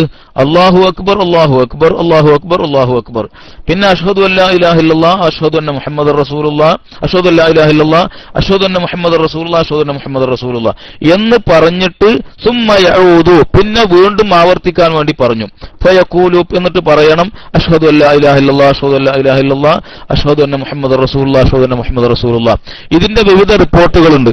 ഈ റിപ്പോർട്ടിലേക്ക് പറയുന്നത് മുദ്ദ ബിഹാ സൗതക പിന്നെ ഉറക്കെ പറയണം, അല്ലെങ്കിൽ ആദ്യം മെല്ലെ പറയണം പിന്നെ ഉറക്കെ പറയണം. ചുരുക്കത്തിൽ അല്ലാഹു അക്ബർ 4 പ്രാവശ്യം പറഞ്ഞു കഴിഞ്ഞതിന്റെ ശേഷം പതുക്കെ അഷ്ഹദു അല്ലാ ഇലാഹ ഇല്ലല്ലാഹ് അഷ്ഹദു അല്ലാ ഇലാഹ ഇല്ലല്ലാഹ് പിന്നെ അഷ്ഹദു അന്ന മുഹമ്മദർ റസൂലുള്ളാഹ് അഷ്ഹദു അന്ന മുഹമ്മദർ റസൂലുള്ളാഹ് എന്ന് പതുക്കെ പറയണം. എന്നിട്ട് പിന്നെ ശബ്ദം ഉയർത്തിയിട്ട് വീണ്ടും അത് തന്നെ ആവർത്തിക്കണം. എന്നിട്ട് ഹയ്യ അലസ് സ്വലായിലേക്ക് കടക്കണം എന്നാണ് ആ ഹദീസിലൊക്കെ വന്നിട്ടുള്ളത്. അതുകൊണ്ട് തർജിയോട് കൂടെയാണ്. അപ്പൊ 4ഉം ആയല്ലോ, അത് 4 ആയി. പിന്നെ അതിന് ശേഷം ഹയ്യ അലസ് സ്വലാ ഹയ്യ അലസ് സ്വലാ ഹയ്യ അൽ ഫലാഹ് ഹയ്യ അൽ ഫലാഹ് അത് അങ്ങനെ തന്നെ. പിന്നെ അല്ലാഹു അക്ബർ 2 പ്രാവശ്യം, ലാ ഇലാഹ ഇല്ലല്ലാഹ് 1 പ്രാവശ്യം. ഇങ്ങനെ 17 കലിമത്തുകൾ ആണ് ബാങ്ക് എന്നതാണ് ശാഫിഈ മദ്ഹബിൽ പ്രബലം. ശാഫിഈ മദ്ഹബിൽ അതാണ് പ്രബലം. ഈ ഒരു നിലപാട് തന്നെയാണ് മറ്റ് പല പണ്ഡിതന്മാരും സ്വീകരിച്ചിട്ടുള്ളത്. പണ്ഡിതന്മാരിൽ പലരും അതാണ് പറഞ്ഞിട്ടുള്ളത്. ഇതിൽ നിന്ന് എന്നാൽ വ്യത്യസ്തമായി ഇമാം മാലിക് റളിയല്ലാഹു അൻഹുവിന്റെ അടുത്ത് ബാങ്ക് അല്ല, നമ്മുടെ അടുത്ത് 17 അല്ല, തെറ്റിപ്പോയി. നമ്മുടെ മദ്ഹബ് പ്രകാരം 19 കലിമത്ത് വരും, 19 കലിമത്തുകൾ വരും. അതെന്താ നിങ്ങളതൊന്നും മിണ്ടാതിരുന്നത്? 19 കലിമത്തുകൾ വരും. ഷാഫിഈ മദ്ഹബ് പ്രകാരം 19 കലിമത്തുകൾ വരും. അത് നമ്മൾ എണ്ണി നോക്കിയാൽ മതി, അതിനുവേണ്ടി സമയം കളയണ്ടാച്ചിട്ട് ഞാനത് എണ്ണാതിരുന്നത്. 19 കലിമത്തുകൾ വരും. അതേ പ്രകാരം അതാണ് ഒരു പറ്റം പണ്ഡിതന്മാരൊക്കെ പറഞ്ഞത്. മാലിക് ഇമാമിന്റെ അടുത്താണ് 17 കലിമത്ത്. മാലിക് ഇമാമിന്റെ അടുത്ത് ബാങ്ക് 17 കലിമത്തേ ഉള്ളൂ. അതെന്താണ്? അത് 2 എണ്ണം പോയത് എങ്ങനെ വെച്ചാൽ ആദ്യത്തിൽ 4 പ്രാവശ്യം അല്ലാഹു അക്ബർ പറയുന്നത് ഇമാം മാലിക് റളിയല്ലാഹു അൻഹുവിന്റെ അടുത്ത് 2 പ്രാവശ്യമേ ഉള്ളൂ. ബാങ്കിന്റെ തുടക്കത്തിൽ അല്ലാഹു അക്ബർ എന്ന് പറയുന്നത് നമ്മുടെ മദ്ഹബിൽ 4 പ്രാവശ്യമാണ്. അതേ സമയത്ത് മാലിക് ഇമാമിന്റെ അടുത്ത് അതും 2 തന്നെ ഉള്ളൂ. ബാക്കിയുള്ള ബാങ്കിന്റെ കലിമത്തുകളെ പോലെ തന്നെ അതും 2 മാത്രമേ ഉള്ളൂ. അഥവാ അല്ലാഹു അക്ബർ അഷ്ഹദു അല്ലാ ഇലാഹ ഇല്ലല്ലാഹ്, പിന്നെ തർജിയോടുകൂടി 17 കലിമത്തുകൾ. നമ്മുടെ അടുത്ത് ഏതുകൊണ്ട് ബാങ്ക് അല്ലാഹു അക്ബർ എന്ന് പറയുന്നത് 4 പ്രാവശ്യവും പിന്നെ അഷ്ഹദു അല്ലാ ഇലാഹ ഇല്ലല്ലാഹ് അഷ്ഹദു അന്ന മുഹമ്മദ് റസൂലുള്ളാഹ് തർജിയോടുകൂടിയും പിന്നെ ഉയർത്തിയും കൊണ്ടുള്ള പതുക്കെ പറയുകയും പിന്നെ അത് മടക്കി പറയുകയും കൂടി ചെയ്യുമ്പോൾ 19 കലിമത്തുകളായിരിക്കും. അബൂ ഹനീഫ ഇമാമിന്റെ അടുത്തോ അതേപോലെ മറ്റു പല സുഫിയാനു സൗരി പോലെയുള്ള വലിയ വലിയ ചില ആളുകൾ പറഞ്ഞിട്ടുള്ള 15 കലിമത്തുകളാണ് ബാങ്ക്. 15 വചനങ്ങളേ ഉള്ളൂ. 19 ഇല്ല, 17 ഇല്ല, 15 ഉള്ളൂ. അതെന്താ? അതായത് 19 നിന്ന് ഇത് ചെയ്തു. നമ്മൾ 19 പറഞ്ഞല്ലോ, 4 പ്രാവശ്യം അല്ലാഹു അക്ബറും പിന്നെ തെർജിയോട് കൂടിയുള്ള ഷഹാദത്തും അതടക്കം 19 പറഞ്ഞതിൽ നിന്ന് അവരെന്ത് ചെയ്തു? തെർജിയ അബൂ ഹനീഫ ഇമാമിന്റെ പക്കലില്ല. അതായത് പതുക്കെ ഷഹാദത്തുകൾ ചെല്ലുക പിന്നെ ഉറക്കെ ചെല്ലുക എന്നത് ഏതില്ല, എവിടല്ല, അബൂ ഹനീഫ ഇമാമിന്റെ അടുത്ത് പ്രബലമല്ല. അപ്പൊ തക്ബീർ 4 പ്രാവശ്യം തന്നെ, തക്ബീർ 4ഉം തെർജിയ ഷഹാദത്തിനെ പതുക്കെ ചെല്ലി പിന്നെ ഉറക്കെ ചെല്ലുക എന്നത് ഒഴിവാക്കിയാൽ ഉറക്കെ ചെല്ലുന്ന ഷഹാദത്ത് മാത്രമേ അവിടെയുള്ളൂ, അബൂ ഹനീഫ ഇമാമിന്റെ പക്കലുള്ളൂ. നമ്മുടെ പക്കൽ തക്ബീർ 4 പിന്നെ ഷഹാദത്ത് 2ഉം ഏത് ചെയ്യണം? പതുക്കെ ചെല്ലണം പിന്നെ ഉറക്കെ ചെല്ലുക. അങ്ങനെ 19. മാലിക് ഇമാമിന്റെ അടുത്ത് ഏത് ചെയ്യണം? തക്ബീർ 2 ഉള്ളൂ, തെർജിയ ഉണ്ട്, ഷഹാദത്ത് പതുക്കെ ചെല്ലണം പിന്നെ തക്ബീർ 2 ഉള്ളൂ എന്നതാണ് ആരുടെ പക്കൽ? മാലിക് ഇമാമിന്റെ. ഇങ്ങനെ അഭിപ്രായ വ്യത്യാസങ്ങൾ ഈ വിഷയത്തിലുണ്ട്. ഇങ്ങനെ വ്യത്യാസം വരാൻ കാരണം എന്താണെന്ന് വെച്ചാൽ വിവിധ റിപ്പോർട്ടുകൾ ബാങ്കിനെ സംബന്ധിച്ച് വന്നിട്ടുണ്ട് എന്നുള്ളതാണ്. പല തരത്തിലുള്ള റിപ്പോർട്ടുകൾ ബാങ്കിനെ സംബന്ധിച്ച് വന്നിട്ടുണ്ട്. അത് അബ്ദുല്ലാഹിബ്നു സയ്യിദ് റളിയല്ലാഹു അൻഹു, ബാങ്ക് സ്വപ്നം കണ്ട അബ്ദുല്ലാഹിബ്നു സയ്യിദ് റളിയല്ലാഹു അൻഹുവിനെ തൊട്ടും അതുപോലെ അബൂ മഹ്ദൂറത്ത് റളിയല്ലാഹു അൻഹുവിനെ തൊട്ടുമാണ് ബാങ്കിന്റെ കലിമത്തുകൾ അധികവും റിപ്പോർട്ടുകളിൽ വന്നിട്ടുള്ളത്. അതേസമയം ഈ റിപ്പോർട്ടുകളിലൊക്കെ വ്യത്യസ്ത തരത്തിൽ കാണുന്നുണ്ട്. ചിലതിൽ അല്ലാഹു അക്ബർ 2 പ്രാവശ്യം തന്നെ, മാത്രല്ല ഉമിറ ബിലാലുൻ അൻ യുസ്നിയൽ അദാന, ബാങ്കിനെ 2ആക്കാൻ വേണ്ടി ആരോട്? ബിലാൽ റളിയല്ലാഹു അൻഹുവിനോട് കൽപ്പിക്കപ്പെട്ടു. ഈ രണ്ട് കലിമത്തുകളാണ് ബാങ്ക് എന്നറിയിക്കുന്ന റിപ്പോർട്ടുകളൊക്കെ മാലിക് ഇമാമിന് തെളിവാണ്. അതേസമയം ബഹുമാനപ്പെട്ട അബൂ ഹനീഫ ഇമാമിന്റെ അടുത്ത് ഷഹാദത്ത് മെല്ലെ ചെല്ലുക എന്നുള്ളതില്ല. അതില്ലാതെ ഈ വെറും ഉറക്കെ ചെല്ലേണ്ടുന്ന ഷഹാദത്ത് മാത്രം പറഞ്ഞുകൊണ്ട് ഉള്ള റിപ്പോർട്ടുകൾ വേറെ വന്നിട്ടുണ്ട്. അതാണ് അബൂ ഹനീഫ ഇമാമിന്റെ അടുത്ത് തെളിവ്. അതേസമയം ഷാഫി ഇമാമിന്റെ തെളിവ് എന്താണ്? ഷാഫി ഇമാമിന്റെ അടുത്ത് തക്ബീറുകൾ 4 എണ്ണം ഉണ്ട് തുടക്കത്തിൽ, പിന്നെ തെർജിയവും ഉണ്ട്. അതൊക്കെ അതിന് കാരണം എന്താന്ന് വെച്ചാൽ അബ്ദുല്ലാഹിബ്നു സയ്യിദ് റളിയല്ലാഹു അൻഹുവിന്റെ റിപ്പോർട്ടാണ് അബൂ ഹനീഫ ഇമാം തെളിവാക്കിയത്. നമ്മുടെ തെളിവ് ഷാഫി മദ്ഹബിന്റെ തെളിവ് എന്താന്ന് വെച്ചാൽ അബൂ മഹ്ദൂറ റളിയല്ലാഹു അൻഹുവിന്റെ റിപ്പോർട്ടാണ്. ഈ അബൂ മഹ്ദൂറ റളിയല്ലാഹു അൻഹുവിന്റെ റിപ്പോർട്ടുകളിൽ അധികവും വന്നിട്ടുള്ളത് ഏതാണ്? ഈ നിലക്ക് 19 കലിമത്തായും കൊണ്ടാണ്. അതിനാണ് ഷാഫി ഇമാം പ്രബലമായി എടുത്തിട്ടുള്ളത്, ആ റിപ്പോർട്ടിനെയാണ്. കാരണം അതാണ് പിന്നീട് അബ്ദുല്ലാഹിബ്നു സയ്യിദ് എന്നവരുടെ റിപ്പോർട്ടിന്റെ ശേഷം വന്ന റിപ്പോർട്ട് ഇതാണ് എന്നതും, അതുപോലെ തന്നെ മറ്റേ റിപ്പോർട്ടിൽ ഇല്ലാത്ത ചില കൂടുതലായ കാര്യങ്ങൾ ഇതിലുണ്ട്, അത് സ്വീകരിക്കപ്പെടേണ്ടതാണെന്നുള്ള അടിസ്ഥാന നിയമമൊക്കെ പരിഗണിച്ചുകൊണ്ട് ഷാഫി ഇമാമിന്റെ അടുത്ത് ഏതായി 19 കലിമത്തുകളായി ബാങ്ക്. മൊത്തത്തിൽ നമ്മുടെ ഷാഫി മദ്ഹബ് പ്രകാരം ബാങ്ക് 19 കലിമത്തുകളും, മാലിക്കി മദ്ഹബിൽ ബാങ്ക് 17 കലിമത്തും, ഹനഫി മദ്ഹബിൽ ബാങ്ക് 15 കലിമത്തുമാണ്. ഇതിൽ ഇതേപോലെ റിപ്പോർട്ടുകൾ 2 തരം റിപ്പോർട്ടാണ് അഹ്മദ് ഇമാമിന്റെ മദ്ഹബിലും വന്നിട്ടുള്ളത്. അപ്പോ അതിന് അവരവർക്ക് അതിൻ്റെതായ മതിയായ കാരണങ്ങളും ഉണ്ട്, മതിയായ തെളിവുകളും ആ വിഷയത്തിലൊക്കെയുമുണ്ട്. എന്നാൽ ഇവിടെ രസകരമായ മറ്റൊരു വസ്തുത ഉള്ളതെന്ന് വെച്ചാൽ ഇക്കാമത്ത് എത്ര കലിമത്തുകളാണ്? ഇക്കാമത്ത് നമ്മുടെ മദ്ഹബ് പ്രകാരം മറ്റു റിപ്പോർട്ടൊക്കെ പ്രകാരം ബാങ്കിനെ ഈ രണ്ട് കലിമത്താക്കണമെന്നും ഇക്കാമത്തിനെ ഒറ്റയാക്കണമെന്നുമാണ് ഹദീസുകളിൽ വന്നിട്ടുള്ളത്. ഉമിറ ബിലാലുൻ അൻ യുസ്നിയൽ അദാന, ബാങ്കിനെ ഇസ്നൈനിയാക്കാനും ഇക്കാമത്തിനെ ഒറ്റയാക്കാനുമാണ് എന്ത് ചെയ്തത്? ബിലാൽ റളിയല്ലാഹു അൻഹുവിനോട് കൽപ്പിക്കപ്പെട്ടത്. അപ്പൊ ഇക്കാമത്തിന്റെ കലിമത്തുകൾ ഒറ്റയായിട്ട് പറയണം, അത് ആവർത്തിക്കേണ്ടതില്ല. ബാങ്ക് ആവർത്തിച്ചുകൊണ്ട് 2ആക്കി പറയണം. ഇതിൽ നിന്ന് നമ്മുടെ മദ്ഹബ് അതുപോലെ തന്നെ മഹാഭൂരിപക്ഷം പണ്ഡിതന്മാരുടെ നിലപാട് ഇഖാമത്തിന്റെ കലിമത്തല്ലാത്ത കദ്ഖാമത്തി സ്വല ഇല്ലൽ ഇഖാമത്താന്ന് കാണാൻ ചില റിപ്പോർട്ടുകളിൽ ഇഖാമത്തിന്റെ കലിമത്തായ കദ്ഖാമത്തി സ്വല എന്നതൊഴിച്ചാൽ, അതുപോലെ തക്ബീർ ഒഴിച്ചാൽ ബാക്കിയുള്ള കലിമത്തുകളൊക്കെയും ഒറ്റയാണ് അത് രണ്ടാക്കേണ്ടതില്ല എന്നതാണ് നമ്മുടെ മദ്ഹബ്. അത് തന്നെയാണ് മഹാഭൂരിപക്ഷം പണ്ഡിതന്മാരുടെയും ഒക്കെയും മദ്ഹബ്. മദ്ഹബുന അൽ മഷ്ഹൂർ അന്നഹ യഹ്ദാ അശറത്ത് കലിമത്തൻ 11 വചനങ്ങളാണ്. ഇഖാമത്ത് 11 വചനങ്ങളാണ് എന്നതാണ് നമ്മുടെ മദ്ഹബ്. ഇത് തന്നെയാണ് ഉമർ ഇബ്നുൽ ഖത്താബ് റളിയല്ലാഹു അൻഹു, അനസ് ഇബ്നു മാലിക്, ഹസൻ അൽ ബസരി, സുഹരി ഇമാം, ഔസായി, ഇമാം അഹ്മദ്, അങ്ങനെ തുടങ്ങി മഹാഭൂരിപക്ഷം പണ്ഡിതന്മാരുടെയും വഹുവ ഖൗലു അക്സറിൽ ഉലമായി, അധിക പണ്ഡിതന്മാരുടെയും നിലപാട്, സ്വഹാബത്ത് മുതൽക്ക് ശേഷമുള്ള സർവ്വ പണ്ഡിതന്മാരിലും മഹാഭൂരിപക്ഷത്തിന്റെയും നിലപാട് ഇഖാമത്ത് ഒറ്റയാണ്, അഥവാ 11 കലിമത്തുകൾ ആണ്, വചനങ്ങൾ ആണ് എന്നതാണ്. മാലിക് ഇമാമിന്റെ അടുത്തോ 10 ഉള്ളൂ. മാലിക് ഇമാമിന്റെ അടുത്ത് 10 ഉള്ളൂ. കാരണം ഖദ്ഖാമത്തി സ്വലാത്തു എന്നത് ആവർത്തിക്കേണ്ടതില്ല എന്നതാണ് മാലിക് ഇമാമിന്റെ നിലപാട്. മറ്റ് വചനങ്ങളെ പോലെ തന്നെ ഖദ്ഖാമത്തി ഹയ്യാല സ്വലാ ഹയ്യാൽ ഫല അങ്ങനെ ഒറ്റയാക്കി പറയുന്നത് പോലെ ഖദ്ഖാമത്തി സ്വലാ എന്നത് ഒന്ന് പറഞ്ഞാൽ മതി എന്നതാണ്. അതാണ് മറ്റേ ഹദീസിൽ പറഞ്ഞത്. അങ്ങനെയാണല്ലോ, ബിലാൽ റളിയല്ലാഹു അൻഹുവിനോട് ഇഖാമത്തിനെ ഒറ്റയാക്കാൻ വേണ്ടി കൽപ്പിക്കപ്പെട്ടു.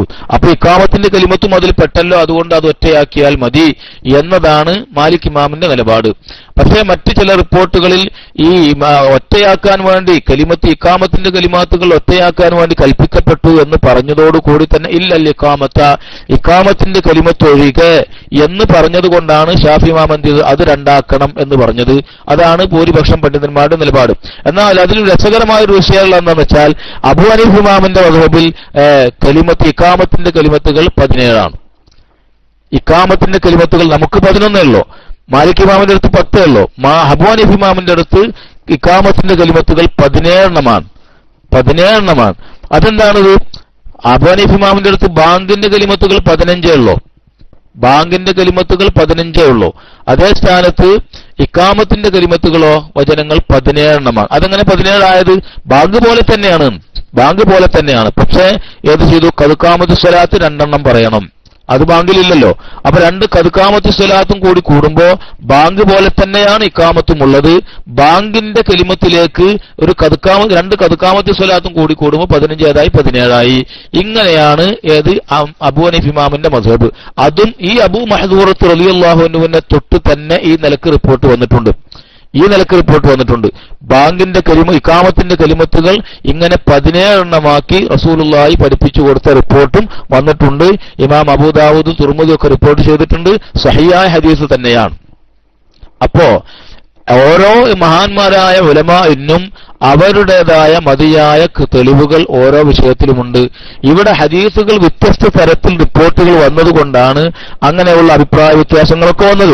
ആ ഹദീസുകളെ ലഭിച്ച പണ്ഡിതന്മാര് അതിനെ ഏത് ഹദീസാണ്, ഏത് റിപ്പോർട്ടാണ് ഏറ്റവും പ്രബലമായത് എന്നത് പരിശോധിച്ചിട്ടാണ് അവരെന്ത് ചെയ്യുന്നത്, അതിനെ തെരഞ്ഞെടുക്കുന്നത്.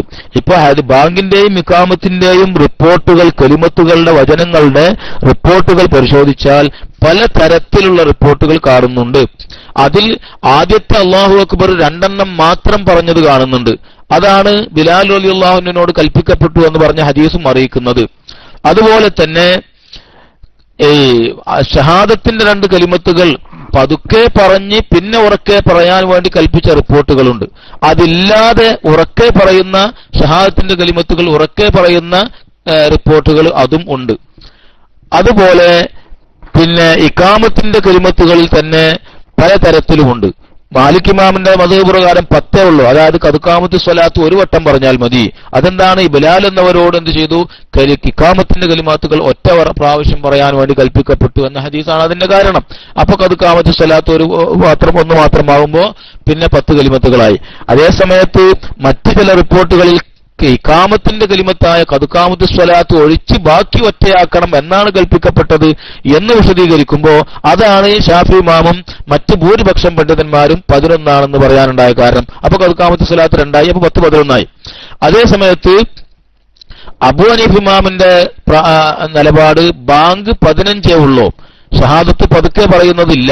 അതേ സ്ഥാനത്ത് ഇഖാമത്തിന്റെ കലിമത്തുകൾ 17 ബാങ്കിനേക്കാൾ കൂടുതലാണ്. അതെന്താ കാര്യം? ഖദ്ഖാമത്ത് സ്വലാത്ത് 2 പ്രാവശ്യം അതിൽ കൂട്ടണം. അപ്പൊ അത് 17. ഇതൊക്കെ എന്ത് ചെയ്തിട്ടുണ്ട്? റിപ്പോർട്ടുകളിൽ വന്നിട്ടും ഉണ്ട്. ഇതൊന്നും അവരവരുടെ സ്വന്തം അഭിപ്രായം പറഞ്ഞതല്ല. ദീനിലുള്ള ഇല്ലാത്തത് കൂട്ടിയതോ ഉള്ളത് കുറച്ചതോ അല്ല. അതൊക്കെ റിപ്പോർട്ടുകൾ വന്നതാണ്. പിന്നെ ഓരോ റിപ്പോർട്ടുകളും പരിശോധിക്കുമ്പോൾ ആ റിപ്പോർട്ടുകൾ ഏറ്റവും പ്രബലമായ റിപ്പോർട്ട് ഏത് എന്ന് തീരുമാനിക്കുന്നിടത്തുള്ള അഭിപ്രായ വ്യത്യാസങ്ങളും നിലപാടുകളുള്ള വ്യത്യാസങ്ങളാണ് ബാങ്കിന്റെ കലിമാത്തുകളിൽ ഉള്ള വ്യത്യാസം. അബൂ ഹനീഫ ഇമാമിന്റെ അടുത്ത് അബൂ മഹ്ദൂറ റളിയല്ലാഹു അൻഹുവിനെ തൊട്ട് വന്ന ഈ ഇഖാമത്തിന്റെ കലിമത്തുകൾ 17 പറഞ്ഞ റിപ്പോർട്ടാണ് പ്രബലമായി നിൽക്കുന്നത്. അതുകൊണ്ട് അബൂ ഹനീഫ ഇമാം അതിനും പ്രാമുഖ്യം നൽകി. അതുപോലെ ഓരോ ഉലമാ പണ്ഡിതന്മാർക്കും അവരവർക്ക് ലഭിച്ച റിപ്പോർട്ടുകളിൽ ഏറ്റവും പ്രബലമായ റിപ്പോർട്ട് ഏത് അതിനെത് ചെയ്യുന്നു, അവർ മുൻഗണന കൊടുക്കുന്നു. അതിനനുസരിച്ച് അവരവരുടെ കയ്യിൽ ഉള്ള അവരവർ പ്രബലമാക്കുന്ന ഇഖാമത്തിന്റെ കലിമത്തുകൾ വ്യത്യസ്ത തരത്തിൽ വന്നു. അതാണ് നമ്മളിവിടെ ഗൾഫിലുള്ളവർക്കൊക്കെ കാണാൻ കഴിയും. പാകിസ്ഥാനികളൊക്കെ വന്നിട്ട് ഇഖാമത്ത് കൊടുക്കുകയാണെങ്കിൽ അവരെന്ത് ചെയ്യും, ബാങ്ക് കൊടുക്കുന്ന പോലെ തന്നെ ആവർത്തിക്കുന്നത് കാണാം. അപ്പൊ അതിന്റെ പേര് ഇൻഖിലാബ് ഉണ്ടാക്കേണ്ട ആവശ്യമൊന്നുമില്ല. അതൊരു അംഗീകരിക്കപ്പെട്ട മദ്ഹബാണ്. അത് പല റിപ്പോർട്ടുകളിലും വന്നിട്ടുള്ളതുമാണ്. അവരവർക്ക് അവരുടെ മദ്ഹബ് അനുസരിച്ച് ചെയ്യാം. അത് സ്ഥിരപ്പെട്ട കാര്യങ്ങളും ആണ്. എന്നാൽ ഇതിൽ നിന്നൊക്കെ ഈ റിപ്പോർട്ടുകളെല്ലാം കൂടി പരിശോധിച്ച് അതിൽ നിന്നൊക്കെ ഏറ്റവും സംക്ഷിപ്തമായ പൂർണ്ണമായ എല്ലാം അംഗീകരിക്കപ്പെടുന്ന തരത്തിലുള്ള ഒരു പോക്കാണ് പലപ്പോഴും എല്ലാ വിഷയത്തിലും ഷാഫി ഇമാം സ്വീകരിക്കാറുള്ളത്. അതുകൊണ്ട് തന്നെ ഷാഫി ഇമാമിന്റെ നിലപാട് ഇതെല്ലാം ഉൾക്കൊള്ളുന്ന തരത്തിലായിരിക്കും. ആ ഹദീസുകൾക്കൊക്കെ അതിൻ്റെതായ മതിയായ വിശദീകരണങ്ങളും കാരണങ്ങളും ഇമാം ഷാഫി റളിയല്ലാഹു അൻഹു ഇമാം പോലുള്ള പണ്ഡിതന്മാരൊക്കെ വിശദീകരിച്ചിട്ടുണ്ട്. ഞാനിത് പറഞ്ഞു വരുന്നത് എന്തിനാണെന്ന് വെച്ചാൽ ഈ ഒരു ബാങ്ക് കൊടുക്കുന്ന വിഷയത്തിൽ തന്നെ ഹദീസുകളിലേക്ക് നാം ഇറങ്ങിച്ചെല്ലുമ്പോൾ വ്യത്യസ്തങ്ങളായ റിപ്പോർട്ടുകൾ കാണുന്നു. എന്നാൽ ഇതൊരു ബാങ്കിന്റെ വിഷയത്തിൽ ഒതുങ്ങി നിൽക്കുന്നതല്ല. പല വിഷയങ്ങളിലും പലതരത്തിലുള്ള റിപ്പോർട്ടുകൾ കാണാൻ കഴിയും. പല വിഷയങ്ങളിലും കാണാൻ കഴിയും. അത് മറ്റ് നമസ്കാരത്തിന്റെ ഹുക്മുകളാവട്ടെ, ഇനി ഒതു കൊടുക്കുന്ന നിയമങ്ങളാവട്ടെ, മറ്റുള്ള ഇടപാടുകളോ മറ്റെന്ത് നിയമങ്ങളാവട്ടെ, അതിലൊക്കെ വ്യത്യസ്ത തരത്തിലുള്ള തെളിവുകളും ദലീലുകളും ഹദീസുകളും റിപ്പോർട്ടുകളൊക്കെ കാണാൻ കഴിയും. അതുകൊണ്ട് തന്നെ അവ കൈകാര്യം ചെയ്യാൻ യോഗ്യരായ ആളുകൾ തന്നെ കൈകാര്യം ചെയ്യേണ്ടതുണ്ട് എന്നാണ് ഇതൊക്കെ നമ്മെ പഠിപ്പിക്കേണ്ടത്. അതൊക്കെ നമ്മൾക്ക് തോന്നുന്നത് എന്ത് ചെയ്യാ, നമ്മൾ കൈകാര്യം ചെയ്യുക എന്ന ഒരു നിലപാട് അബദ്ധമാണ്. അത് ശരിയല്ല. ദീനിന്റെ കാര്യങ്ങൾ കൈകാര്യം ചെയ്യാൻ യോഗ്യരായ ആളുകൾ തന്നെ എന്ത് ചെയ്യണം, അത് കൈകാര്യം ചെയ്യണം. അത് ആ ഹദീസുകളൊക്കെ പരിശോധിച്ച് അതിൽ നിന്ന് വരേണ്ട രൂപത്തിൽ മനസ്സിലാക്കേണ്ട തരത്തിൽ കാര്യങ്ങളെ മനസ്സിലാക്കാൻ കഴിയുന്ന ആളുകളായിരിക്കണം അത്. അതുകൊണ്ടാണ് നമ്മളത് ചെയ്യുന്നത്. ആ ഹദീസുകളെ കൈകാര്യം ചെയ്യുന്നതും സുന്നത്തിനെ കൈകാര്യം ചെയ്യേണ്ടതൊക്കെ അതിന്റെ യോഗ്യരായ പണ്ഡിതന്മാര് ഉലമാക്കള് ചെയ്യണം. അവര് പറയുന്നത് കേൾക്കണം എന്ന് നമ്മൾ പറയാനുണ്ടായ കാരണം അതാണ്. അല്ലെങ്കിൽ നമ്മളിപ്പോ ഏതെങ്കിലും ഒരു റിപ്പോർട്ട് കണ്ടു അതിനനുസരിച്ച് അങ്ങനെ ആവട്ടെ എന്ന് തീരുമാനിച്ചാൽ എന്തടിസ്ഥാനത്തിൽ അങ്ങനെ തീരുമാനിച്ചു? അതേ അർത്ഥത്തിൽ ആ വിഷയത്തിൽ വന്ന മറ്റു പല റിപ്പോർട്ടുകളും ഇവിടെ സ്ഥിരപ്പെട്ട് കിടക്കെ എന്തടിസ്ഥാനത്തിൽ അങ്ങനെ തീരുമാനിച്ചു? ഒരു ചോദ്യം അവിടെ ഉണ്ട്. ആ ചോദ്യത്തിന് നമ്മൾ ഉത്തരം പറയേണ്ടി വരും. അത് റബ്ബിനോട് പറയേണ്ടി വരും. അതുകൊണ്ട് തന്നെ ആ കാര്യങ്ങൾ കൈകാര്യം ചെയ്യാൻ ഇത് എന്നില്ല, ഏത് വിഷയങ്ങളിലും ഓരോരോ കാര്യങ്ങളും കൈകാര്യം ചെയ്യാൻ യോഗ്യരായ ഉലമാവ് പറയുന്നത് കേൾക്കണം, അതനുസരിച്ച് ചെയ്യണം എന്ന് നമ്മൾ പറയാനുണ്ടായ കാരണവും അതാണ് എന്ന് ചുരുക്കം.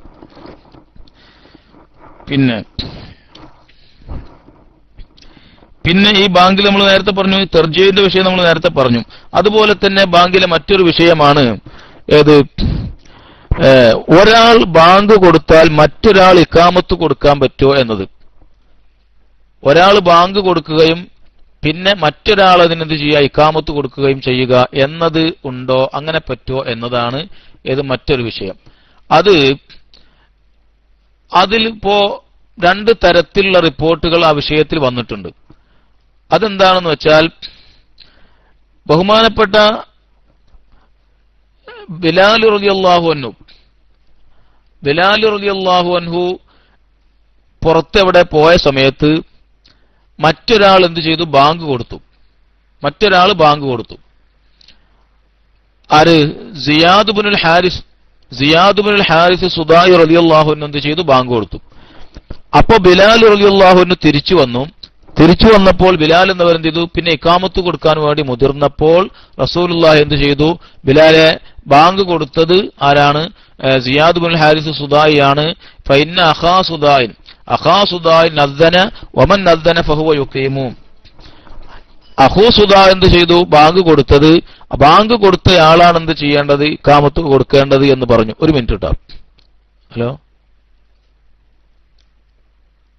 ഹലോ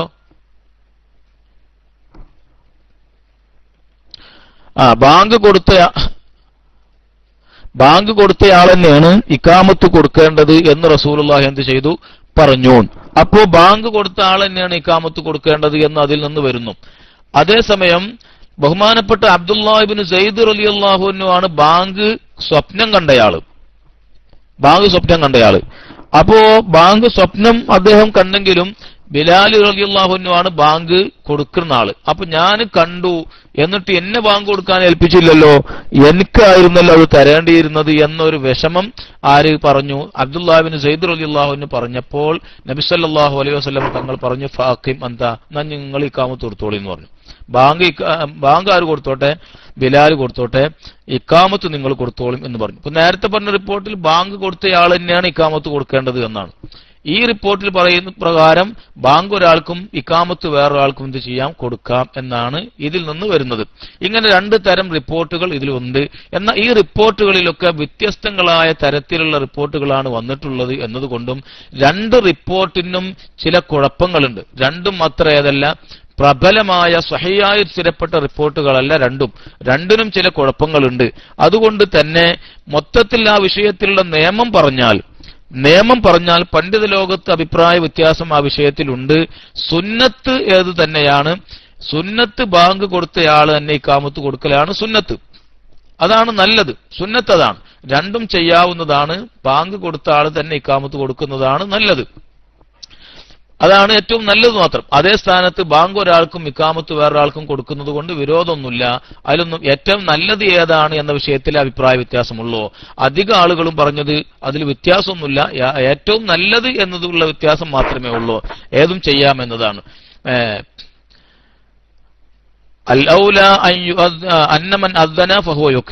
ഏറ്റവും നല്ലത് ബാങ്ക് കൊടുക്കുന്ന ആളെന്നെ ഇഖാമത്ത് കൊടുക്കലാണ് എന്നതാണ്. അപ്പോൾ നല്ലത് ഏത് എന്നതുള്ളൊരു വ്യത്യാസം എന്നല്ലാതെ വേറെ അതുകൊണ്ടൊരു കറാഹത്തൊന്നും വരാനില്ല. ബാങ്ക് ഒരാൾ കൊടുക്കുകയും ഇഖാമത്ത് വേറൊരാൾ കൊടുക്കുകയും ചെയ്താൽ അത് കറാഹത്തുണ്ടോ? അങ്ങനെ കറാഹത്തൊന്നുമില്ല. നല്ലത് ഇങ്ങനെ അയാൾ തന്നെ കൊടുക്കുന്നതാണ്. കാരണം രണ്ട് റിപ്പോർട്ടിനും പ്രശ്നങ്ങൾ ഉണ്ടെങ്കിലും ആ ബാങ്ക് കൊടുത്ത ആൾ തന്നെ ഇഖാമത്ത് കൊടുത്തോട്ടെ എന്നതിനാണ് രണ്ടിലും താരതമ്യേന നോക്കുമ്പോൾ പ്രബലം അതിനാണ് എന്നതുകൊണ്ട് ആ റിപ്പോർട്ട് പ്രകാരം ബാങ്ക് കൊടുത്ത ആൾ തന്നെ ഇഖാമത്ത് കൊടുക്കുക എന്നതാണ് നല്ലത് എന്നല്ലാതെ അതിലേതില്ല കറാഹത്തൊന്നുമില്ല ചെയ്യുന്നത് കൊണ്ട് എന്നതാണ് ആ വിഷയത്തിലുള്ള പണ്ഡിത ലോകത്തുള്ള നിലപാട്. പിന്നെ ഇനി ശ്രദ്ധിക്കേണ്ടത്, നമസ്കാരം ഖളായി പോയാൽ, ഖളായ നമസ്കാരങ്ങൾ ഉണ്ടെങ്കിൽ ആ നമസ്കാരങ്ങൾക്ക് എങ്ങനെയാണ് ബാങ്കും ഇഖാമത്തും കൊടുക്കേണ്ടത് എന്നതാണ്. ഖളായി പോയ ഒന്നിലധികം നമസ്കാരം ഖളാ ആയാൽ ആ നമസ്കാരം നിസ്കരിക്കുമ്പോൾ എങ്ങനെ എന്ത് ചെയ്യണം? ബാങ്കും ഇഖാമത്തും എങ്ങനെ ചെയ്യണം? ഇത് നബി സല്ലല്ലാഹു അലൈഹി വസല്ലം തങ്ങൾക്ക് നമസ്കാരം ഖളാ ആയ ഒരു സംഭവം ഉണ്ടായിട്ടുണ്ടല്ലോ.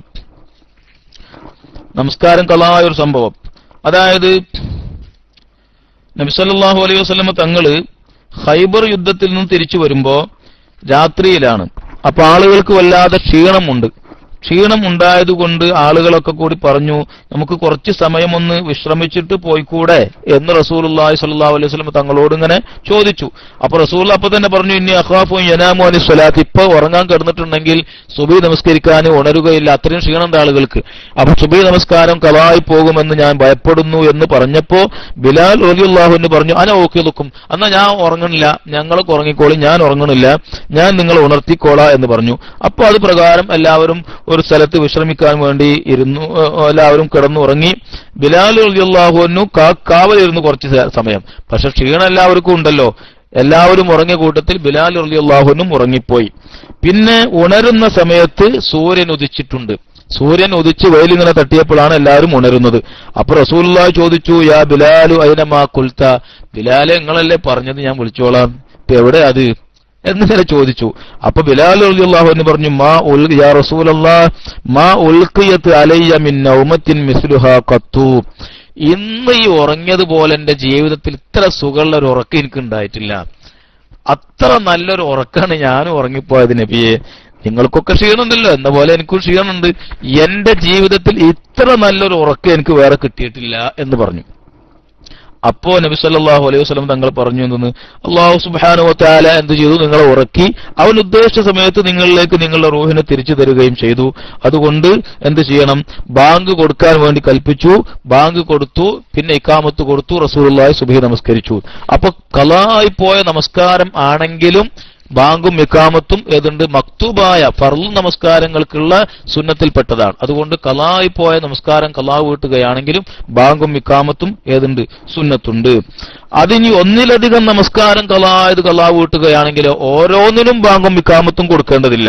ആദ്യത്തെ നമസ്കാരത്തിന് മാത്രം ബാങ്കും ഇഖാമത്തും കൊടുക്കുക. ബാക്കിയുള്ള നമസ്കാരങ്ങൾക്കൊക്കെ തുടർന്ന് ചെയ്യുമ്പോൾ ബാക്കിയുള്ള നമസ്കാരങ്ങൾക്കൊക്കെ വെറും ഇഖാമത്ത് മാത്രം കൊടുക്കുക. ഇതാണ് നബി സല്ലല്ലാഹു അലൈഹി വസല്ലം തങ്ങൾ മുസ്ദലിഫിലല്ല, ഖന്തക്ക് യുദ്ധത്തിൽ റസൂലുള്ളാഹി സ്വല്ലല്ലാഹു അലൈഹി വസല്ലം തങ്ങൾക്ക് ളുഹറും അസ്റും മഗ്രിബും നമസ്കരിക്കാൻ കഴിഞ്ഞില്ല. അങ്ങനെ ഏത് ചെയ്തു, മഗ്രിബും കഴിഞ്ഞു കുറെ സമയമായി. അതിന്റെ ശേഷമാണ് യുദ്ധമൊക്കെ അവസാനിക്കുന്നത്. അപ്പൊ ളുഹറും അസ്റും മഗ്രിബും അന്ന് ഏത് ചെയ്തു, ഖളായിപ്പോയി. ഏതായാലും ളുഹറും അസ്റും ഏതായാലും ഖളായിപ്പോയി, മഗ്രിബും ഖളായിപ്പോയി.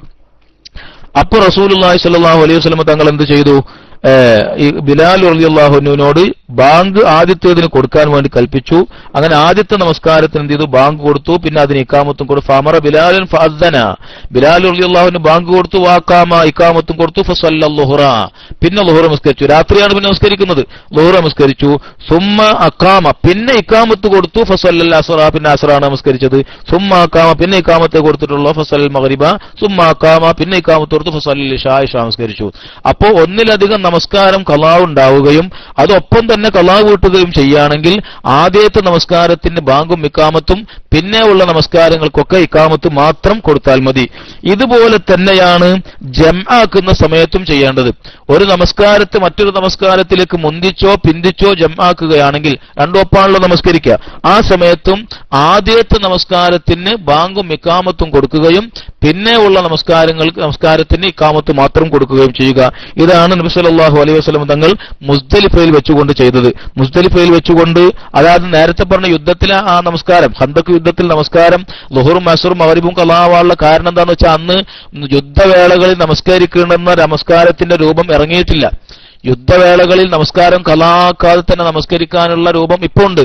അന്ന് അത് ഇറങ്ങിയിട്ടില്ല. അപ്പൊ അന്ന് നമസ്കരിക്കാൻ സാധിക്കാത്തത് കൊണ്ട് ആ നമസ്കാരങ്ങളൊക്കെ ഖളായതാണ്. അത് നമസ്കരിച്ചപ്പോഴാണ് ആ പറഞ്ഞത്. ഇത് ജംആക്കുകയാണെങ്കിൽ മുസ്ദലിഫയിൽ വെച്ചുകൊണ്ട് നബി സല്ലല്ലാഹു അലൈഹി വസല്ലം തങ്ങൾ ഏത് ചെയ്തു, ളുഹറും അസ്റും കൂടി ജംആക്കി. അപ്പൊ ആദ്യത്തെ നമസ്കാരത്തിന് ബാങ്കും ഇഖാമത്തും കൊടുത്തു, രണ്ടാമത്തേതിന് ഇഖാമത്ത് മാത്രം കൊടുത്തു എന്ന് മറ്റു റിപ്പോർട്ടുകളിൽ വന്നിട്ടുണ്ട്. അതാണ് അപ്പൊ ആ വിഷയത്തിലൊക്കെ ചെയ്യേണ്ടത്. അതുപോലെ തന്നെ സ്ത്രീകൾ ഒറ്റക്ക് നമസ്കരിക്കുകയാണെങ്കിലും കൂട്ടമായി നമസ്കരിക്കുകയാണെങ്കിലും, സ്ത്രീകൾ ഒറ്റക്ക് നമസ്കരിക്കുകയാണെങ്കിലും കൂട്ടമായിട്ട് സ്ത്രീകൾ തന്നെ ഒരു ജമാഅത്തായിട്ട് നമസ്കരിക്കുക, അങ്ങനെ നമസ്കരിക്കാലോ. അപ്പോ ആ രൂപത്തിലും എന്ത് ചെയ്യണം, സ്ത്രീകൾക്ക് ഇഖാമത്ത് മാത്രമേ സുന്നത്തുള്ളൂ, ബാങ്ക് സുന്നത്തില്ല. ഒറ്റക്ക് നമസ്കരിക്കുന്ന സ്ത്രീയാണെങ്കിലും ബാങ്ക് സുന്നത്തില്ല, കൂട്ടമായി ജമാഅത്തായിട്ട് നമസ്കരിക്കുകയാണെങ്കിലും ബാങ്ക് സുന്നത്തില്ല, ഇഖാമത്ത് മാത്രമേ സുന്നത്തുള്ളൂ എന്നതാണ് സ്ത്രീകളുടെ വിഷയത്തിലുള്ള പ്രബലമായ നിലപാട്. പിന്നെ നബി സല്ലല്ലാഹു അലൈഹി വസല്ലം തങ്ങൾ പഠിപ്പിച്ച മറ്റൊരു വിഷയം, ബാങ്ക് കൊടുത്തു കഴിഞ്ഞാൽ എന്ത് ചെയ്യണം, ദുആ ചെയ്യണം. ബാങ്ക് കൊടുത്താൽ ദുആ ചെയ്യണം എന്നത് റസൂലുള്ളാഹി പഠിപ്പിച്ചിട്ടുള്ളതാണ്. അതിൽ റസൂലുള്ളാഹി സ്വല്ലല്ലാഹു അലൈഹി വസല്ലം തങ്ങളിൽ നിന്ന് വന്നിട്ടുള്ള ദുആ ഉണ്ട്. ബാങ്ക് കേട്ടാൽ ബാങ്കുകാരൻ പറയുന്നത് പോലെ പറയണം. ഹയ്യാലത്തൈനി ഒഴിച്ച് ബാക്കിയുള്ളതിലൊക്കെ അങ്ങനെ പറയണം. ഹയ്യാലത്തൈനിൽ എന്ത് ചെയ്യണം, ലാ ഹൗല വലാ ഖുവത ഇല്ലാ ബില്ലാ എന്ന് പറയണം. എന്നിട്ട് ബാങ്ക് കൊടുത്തു കഴിഞ്ഞതിന്റെ ശേഷം എനിക്ക് വേണ്ടി നിങ്ങൾ എന്ത് സലൂലി അല്ലാഹു അൽ വസീലത്ത, എനിക്ക് വേണ്ടി അള്ളാഹുവിനോട് നിങ്ങൾ എന്ത് ചെയ്യണം, വസീലത്തിനെ ചോദിക്കണം. വസീലത്ത് എന്ന് പറഞ്ഞാൽ ഫൈന, സ്വർഗത്തിലെ ഏറ്റവും വലിയ ഒരു സ്ഥാനമാണ്. അത് അള്ളാഹുവിന്റെ അടിമകളിൽ ഒരാൾക്കല്ലാതെ ലഭിക്കുകയില്ല, യോജിക്കുകയില്ല, ഒരാൾക്ക് മാത്രം അത് ലഭിക്കൂ. വാർജു അന്നകൂന അനഹുവ, ആ ആള് ഞാനായിരിക്കണം എന്നാണ് ഞാൻ ആഗ്രഹിക്കുന്നത്, ഞാൻ പ്രതീക്ഷിക്കുന്നത്. എന്താ അതിന്റെ കാരണം, ഒരാൾക്ക് മാത്രമേ അത് ലഭിക്കൂ, അത് രണ്ടാമതൊരാൾക്ക് അത് ലഭിക്കില്ല. അത്ര വലിയ സ്ഥാനമാണത്. അത് ഞാനായിരിക്കണം എന്ന് ഞാൻ ആഗ്രഹിക്കുന്നു. ഞാൻ തന്നെയാണ് ഏറ്റവും വലിയ ആള്. അള്ളാഹുവിന്റെ സൃഷ്ടികളിൽ അത് ലഭിക്കാൻ അർഹതപ്പെട്ട ആളിൽ ഏറ്റവും വലിയ ആൾ ഞാൻ തന്നെയാണെന്നാണ് അതിന്റെ അർത്ഥം. അതുകൊണ്ട് റസൂലുള്ളാഹിക്ക് വേണ്ടി എന്ത് ചെയ്യണം, ചോദിക്കണം. അതുപോലെ അദ്ദുആഉ ലാ യുറദ്ദു ബൈനൽ അദാനി വൽ ഇഖാമത്തി, ബാങ്ക് ഇഖാമത്തിന്റെ ഇടയിലുള്ള ദുആ തട്ടപ്പെടുകയില്ല, അതുകൊണ്ട് ദുആ ചെയ്യണം എന്നും നബി സല്ലല്ലാഹു അലൈഹി വസല്ലം തങ്ങൾ പഠിപ്പിച്ചിട്ടുണ്ട്. അതുകൊണ്ട് ബാങ്ക് കഴിഞ്ഞാൽ ദുആയിന് ഏറ്റവും കൂടുതൽ ഇജാബത്തുള്ള സമയമാണ് ദുആ ചെയ്യണം. പിന്നെ ബാങ്കിന്റെ ശേഷമുള്ള ദുആ കഴിഞ്ഞാൽ ഈ റസൂലുള്ളാഹി സ്വല്ലല്ലാഹു അലൈഹി വസല്ലം തങ്ങളിൽ നിന്ന് വന്നിട്ടുള്ള ദുആ അല്ലാഹു റബ്ബ ഹാദിഹി ദഅവത്തി തമ്മ തുടങ്ങുന്ന ദുആ, ആ ദുആ ചെയ്തു കഴിഞ്ഞാൽ വജബത്തു ലഹു ശഫാഅത്തി, എന്റെ ശഫാഅത്ത് അവന് നിർബന്ധമായി എന്ന് പറഞ്ഞു. ബാങ്കിന്റെ ശേഷം ഇങ്ങനെ ദുആ ചെയ്താൽ എന്റെ ശഫാഅത്ത് ലഭിക്കും എന്ന് പറഞ്ഞിട്ടുണ്ട്. അതുകൊണ്ട് നബി സല്ലല്ലാഹു അലൈഹി വസല്ലം തങ്ങൾക്ക് എന്ത് ചെയ്യണം? വസീലത്തിന് ആതിൽ വസീലത്തുൽ ഫളീല വദറജത്തുർ റഫീഅ ബഅസ് മഖാം മഹ്മൂദ് അല്ലദി വഅത്ത ഇന്നക ലാ തുഖ്ലിഫുൽ മിയാദ്. ഇവിടെ വർസുഖ്നാ ശഫാഅത്തുഹു വലി വജഅൽനാ ഫീ ശഫാഅത്തിഹി റസൂലുള്ളാഹിന്റെ ശഫാഅത്തിനെ ചോദിക്കുന്നിടത്ത് മാത്രമാണ് ചില ആളുകൾക്ക് ഒരു വിഷമം. അത് അള്ളാഹിനോട് ചോദിച്ചാൽ തന്നെ വിഷമാണ്. അള്ളാഹിനോടാണ് ഇപ്പൊ ശഫാഅത്ത് ചോദിക്കുന്നത്. അള്ളാഹുവിനോട് റസൂലുള്ളാഹിന്റെ ശഫാഅത്ത് ചോദിക്കാൻ പറ്റുമല്ലേ? അതിൽ തന്നെ അവർക്ക് വിഷമാണ്. പിന്നെ ബാങ്കിന്റെ ശേഷമായിട്ട് ഒരു വിഷമല്ലാതിരിക്കില്ലല്ലോ. റസൂലുള്ളാഹിന്റെ ശഫാഅത്ത് ലഭിച്ചും കൊണ്ട് രക്ഷപ്പെടാൻ ഇത് ചെയ്യണില്ല, കിബറ് സമ്മതിക്കണില്ല. ഞങ്ങളൊക്കെ വലിയ ആളുകളല്ലേ, അപ്പൊ നമ്മളൊക്കെ ചെയ്തത് കൊണ്ട് തന്നെയാണ് രക്ഷപ്പെട്ടാ മതി, റസൂലുള്ളാഹിന്റെ റെക്കമെൻഡ് കൊണ്ടൊന്നും രക്ഷപ്പെടണ്ട എന്നിങ്ങനെ മനസ്സിൽ കൊണ്ട് നടക്കുന്ന ചില ആളുകൾക്ക് മാത്രമേ അതിൽ വിഷമുള്ളൂ. എന്നല്ലാതെ അള്ളാഹുവിന്റെ റസൂലിന്റെ ശഫാഅത്ത് ലഭിക്കും ഇങ്ങനെ ദുആ ചെയ്തു കഴിഞ്ഞാൽ, ആ ദുആ ചെയ്തു കഴിഞ്ഞാൽ ലഭിക്കും. അത് പുറപ്പന്നല്ലേ. 5 വക്ത് ചൊവ്വന് നമസ്കരിച്ചു കഴിഞ്ഞാൽ സ്വർഗം കിട്ടുമെന്ന് അള്ളാഹിന്റെ റസൂലിനല്ലേ പഠിപ്പിച്ചത്. 5 വക്ത് നിസ്കരിച്ച് റമളാന്റെ നോമ്പ് നോറ്റ് സക്കാത്ത് കൊടുത്ത് ആ ഫർളായ കാര്യങ്ങളൊക്കെ ചെയ്താൽ സ്വർഗം കിട്ടുമെന്ന് പഠിപ്പിച്ചിട്ടുണ്ടല്ലോ. പിന്നെ എന്തിനാ സ്വർഗം ചോദിക്കണത്? പക്ഷെ ചെയ്യുന്നത് ആ സ്വർഗം കിട്ടാൻ പറ്റുന്ന തരത്തിലായിട്ടുണ്ടോ ഇല്ലേ എന്നുള്ളിടത്താണ് വിഷയം. അപ്പോ ഈ ദുആ ചെയ്താൽ ശഫാഅത്ത് ലഭിക്കുമെന്ന് പറഞ്ഞാൽ ആ ശഫാഅത്ത് ലഭിക്കാൻ പറ്റുന്ന തരത്തിലായിട്ടുണ്ടോ എന്റെ ദുആ ഇല്ലയോ എന്നത് ഒരു മുഅ്മിനായ മനുഷ്യന്റെ എപ്പോഴുമുള്ള ആശങ്കയാണ്. അതുകൊണ്ട് വർസുഖ്നാ ശഫാഅത്തുഹു എന്ന് പറഞ്ഞാൽ വജഅൽനാ ഫീ ശഫാഅത്തിഹി എന്ന് പറഞ്ഞാൽ ഇത് കബൂലാക്കണേ പടച്ചോനേന്നായി പറയണത്. ഏതുപോലെ 5 വക്ത് നമസ്കാരം കഴിഞ്ഞിരുന്നിട്ട് പടച്ചോനെ സ്വർഗം തരണേ എന്ന് പറഞ്ഞാൽ, അല്ലെങ്കിൽ ഒളു കൊടുത്തു കഴിഞ്ഞാൽ ദോഷങ്ങൾ പൊറുക്കും. അതുപോലെ തന്നെ ജമാഅത്തായിട്ട് പോയിട്ട് നിസ്കരിച്ചു കഴിഞ്ഞാൽ 2 നിസ്കാരത്തിന്റെ ഇടയിലുള്ള ദോഷം പൊറുക്കും എന്ന് പറഞ്ഞിട്ടും പിന്നെന്ത് ചെയ്യുന്നു? അസ്തഗ്ഫിറുല്ലാഹൽ അലീം, പടച്ചോനെ പുറത്തു തരണേ എന്നാ പറയണത്. എന്ന് വെച്ചാൽ പുറത്തു തരാമെന്ന് പറഞ്ഞിട്ടുണ്ട് ഈ നമസ്കാരം നിർവഹിച്ചാൽ. അതുകൊണ്ട് ഈ ചെയ്ത നമസ്കാരം നീ പുറത്തു തരുന്ന തരത്തിലുള്ളതാക്കണേ എന്ന് അതൊരു മുഅ്മിനായ മനുഷ്യന്റെ എപ്പോഴുമുള്ള ഒരു ആശങ്കയാണ്.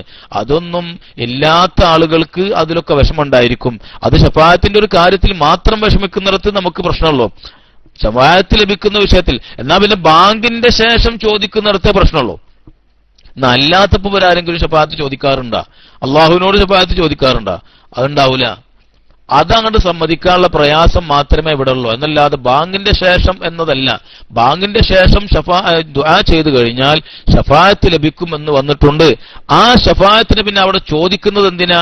അത് ഈ ചോദിച്ച ഈ ചെയ്ത ദുആ ആ ശഫാഅത്ത് ലഭിക്കുന്ന തരത്തിലുള്ളതാക്കണേ എന്ന് ചോദിക്കുന്നതിന്റെ സ്ഥാനത്താണ്. എന്നല്ല വജഅൽനാ ഫീ ശഫാഅത്തിഹി എന്ന് ഇമാം തബറാനിയുടെ ഒക്കെ മറ്റു ചില റിപ്പോർട്ടുകളിൽ വന്നിട്ടുണ്ട്. രണ്ടോ അതിലധികമോ റിപ്പോർട്ടുകൾ ആ വിഷയത്തിൽ വന്നിട്ടുണ്ട്.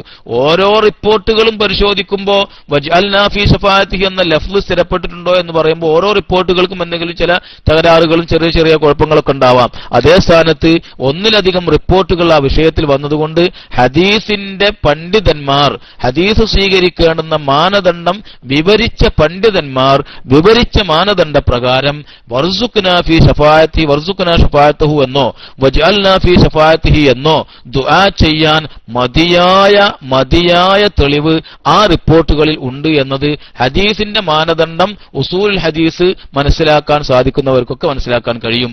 ഓരോ റിപ്പോർട്ടുകളല്ല, ഒന്നിലധികം റിപ്പോർട്ട് വരുമ്പോൾ അങ്ങനെ ചില വ്യത്യാസങ്ങളൊക്കെ വരാനുണ്ട്. അത് ആ പണ്ഡിതന്മാർ തന്നെ വിവരിച്ചിട്ടുമുണ്ട്.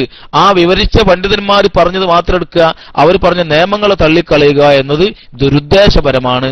ശഫാഅത്ത് വേണമെങ്കിൽ അത് ലഭിക്കണമെന്ന് ആഗ്രഹിക്കുകയും അതുണ്ടെന്ന് അംഗീകരിക്കുകയും ചെയ്യണം. അവർക്ക് മാത്രമേ ശഫാഅത്ത് ലഭിക്കുകയുള്ളൂ. ശഫാഅത്തിനെ തള്ളിപ്പറയുന്നവർക്ക് ശഫാഅത്ത് ലഭിക്കുകയില്ല. ശഫാഅത്ത് ലഭിക്കാതെ ആരും രക്ഷപ്പെടുകയും ഇല്ല. അത് മറ്റൊരു വസ്തുതയാണ്. അല്ലാഹു സുബ്ഹാനഹു വ തആല ഹബീബായ റസൂലുള്ളാഹി സ്വല്ലല്ലാഹു അലൈഹി വസല്ലമ തങ്ങളുടെ ശഫാഅത്തിന് അർഹരാവുന്ന വിഭാഗത്തിൽ നമ്മെയും നമ്മുടെ മാതാപിതാക്കൾ, നമ്മുടെ ഭാര്യ സന്താനങ്ങൾ, നമുക്ക് വേണ്ടപ്പെട്ട എല്ലാവരെയും അള്ളാഹു ഉൾപ്പെടുത്തി തരുമാറാവട്ടെ. സാലിഹായ അമലുകളെല്ലാം അള്ളാഹു നമ്മിൽ നിന്ന് കബൂൽ ചെയ്യുമാറാവട്ടെ. നമ്മുടെ ദോഷങ്ങളൊക്കെ അള്ളാഹു പുറത്തു തന്ന് അള്ളാഹു നമ്മെ സാലിഹ്യങ്ങളിൽ ഉൾപ്പെടുത്തി തരുമാറാവട്ടെ. ആമീൻ. അള്ളാഹുവിന്റെ ദീനിനു വേണ്ടി ദീർഘകാലം ഖിദ്മത്ത് ചെയ്യാൻ തൗഫീഖ് നൽകട്ടെ. നാം ഈ പറഞ്ഞതൊക്കെ അള്ളാഹു കേട്ടതുമെല്ലാം അള്ളാഹു കബൂൽ ചെയ്യുമാറാവട്ടെ. ആമീൻ ബിറഹ്മതിക യാ അർഹമർ റഹീമീൻ. അസ്സലാമു അലൈക്കും വറഹ്മത്തുള്ളാഹി വബറകാതുഹു.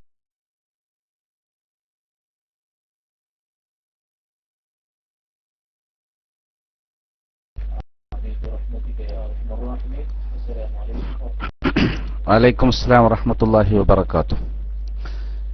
അസ്സലാമു അലൈക്കും വറഹ്മത്തുള്ളാഹി വബറകാതുഹു.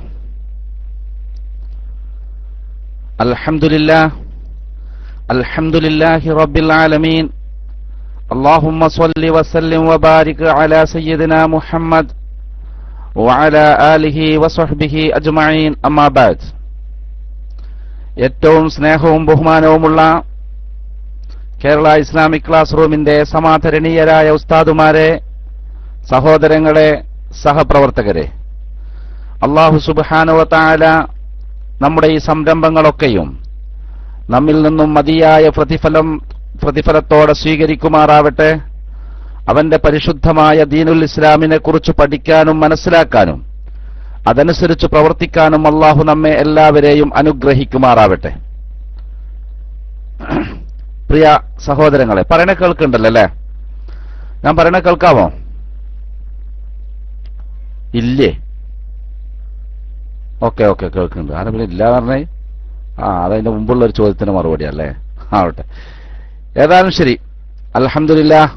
ഉസ്താദ് അബ്ദുൽ ജലീൽ ദാരിമി അവരുടെ നമസ്കാരത്തിന്റെ വിളിയാളം എന്ന വിഷയത്തിന്റെ രണ്ടാം ഭാഗമാണ് ഇന്ന് നാം കേട്ടത്. അൽഹംദുലില്ലാഹ്, വളരെ ആഴത്തിലുള്ള ഒരു ക്ലാസ്സായിരുന്നു ഇന്നിവിടെ നടന്നത് എന്ന് ഞാൻ പറയാതെ തന്നെ നിങ്ങൾക്കൊക്കെ അറിയാൻ കഴിയും.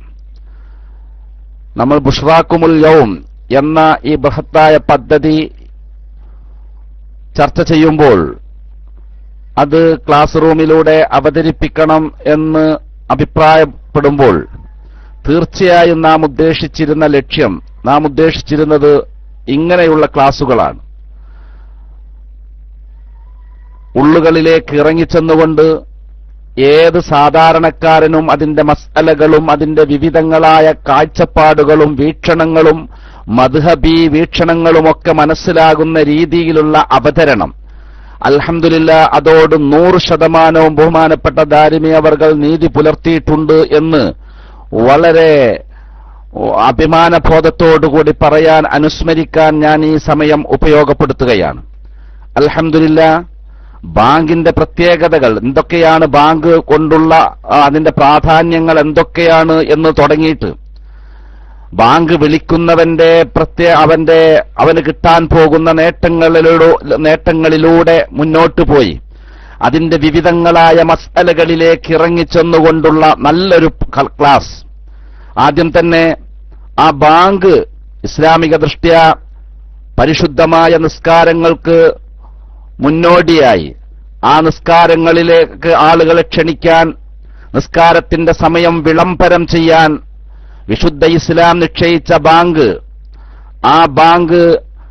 ആ ലക്ഷ്യം സാക്ഷാത്കരിക്കുന്നതോടുകൂടെ തന്നെ ആളുകളെ വിളിക്കുക എന്നുള്ളതും ആളുകളെ ക്ഷണിക്കുക എന്നുള്ള ലക്ഷ്യം സാക്ഷാത്കരിക്കുന്നതോടുകൂടെ തന്നെ വേറെയും ഒരുപാട് നേട്ടങ്ങൾ അതുകൊണ്ട് ലഭിക്കുന്നു എന്ന് നമ്മെ ഇന്നത്തെ ക്ലാസ്സിൽ നിന്ന് മഹാനായ ബഹുമാനപ്പെട്ട ദാരിമി ഉസ്താദ് ബോധ്യപ്പെടുത്തുകയുണ്ടായി.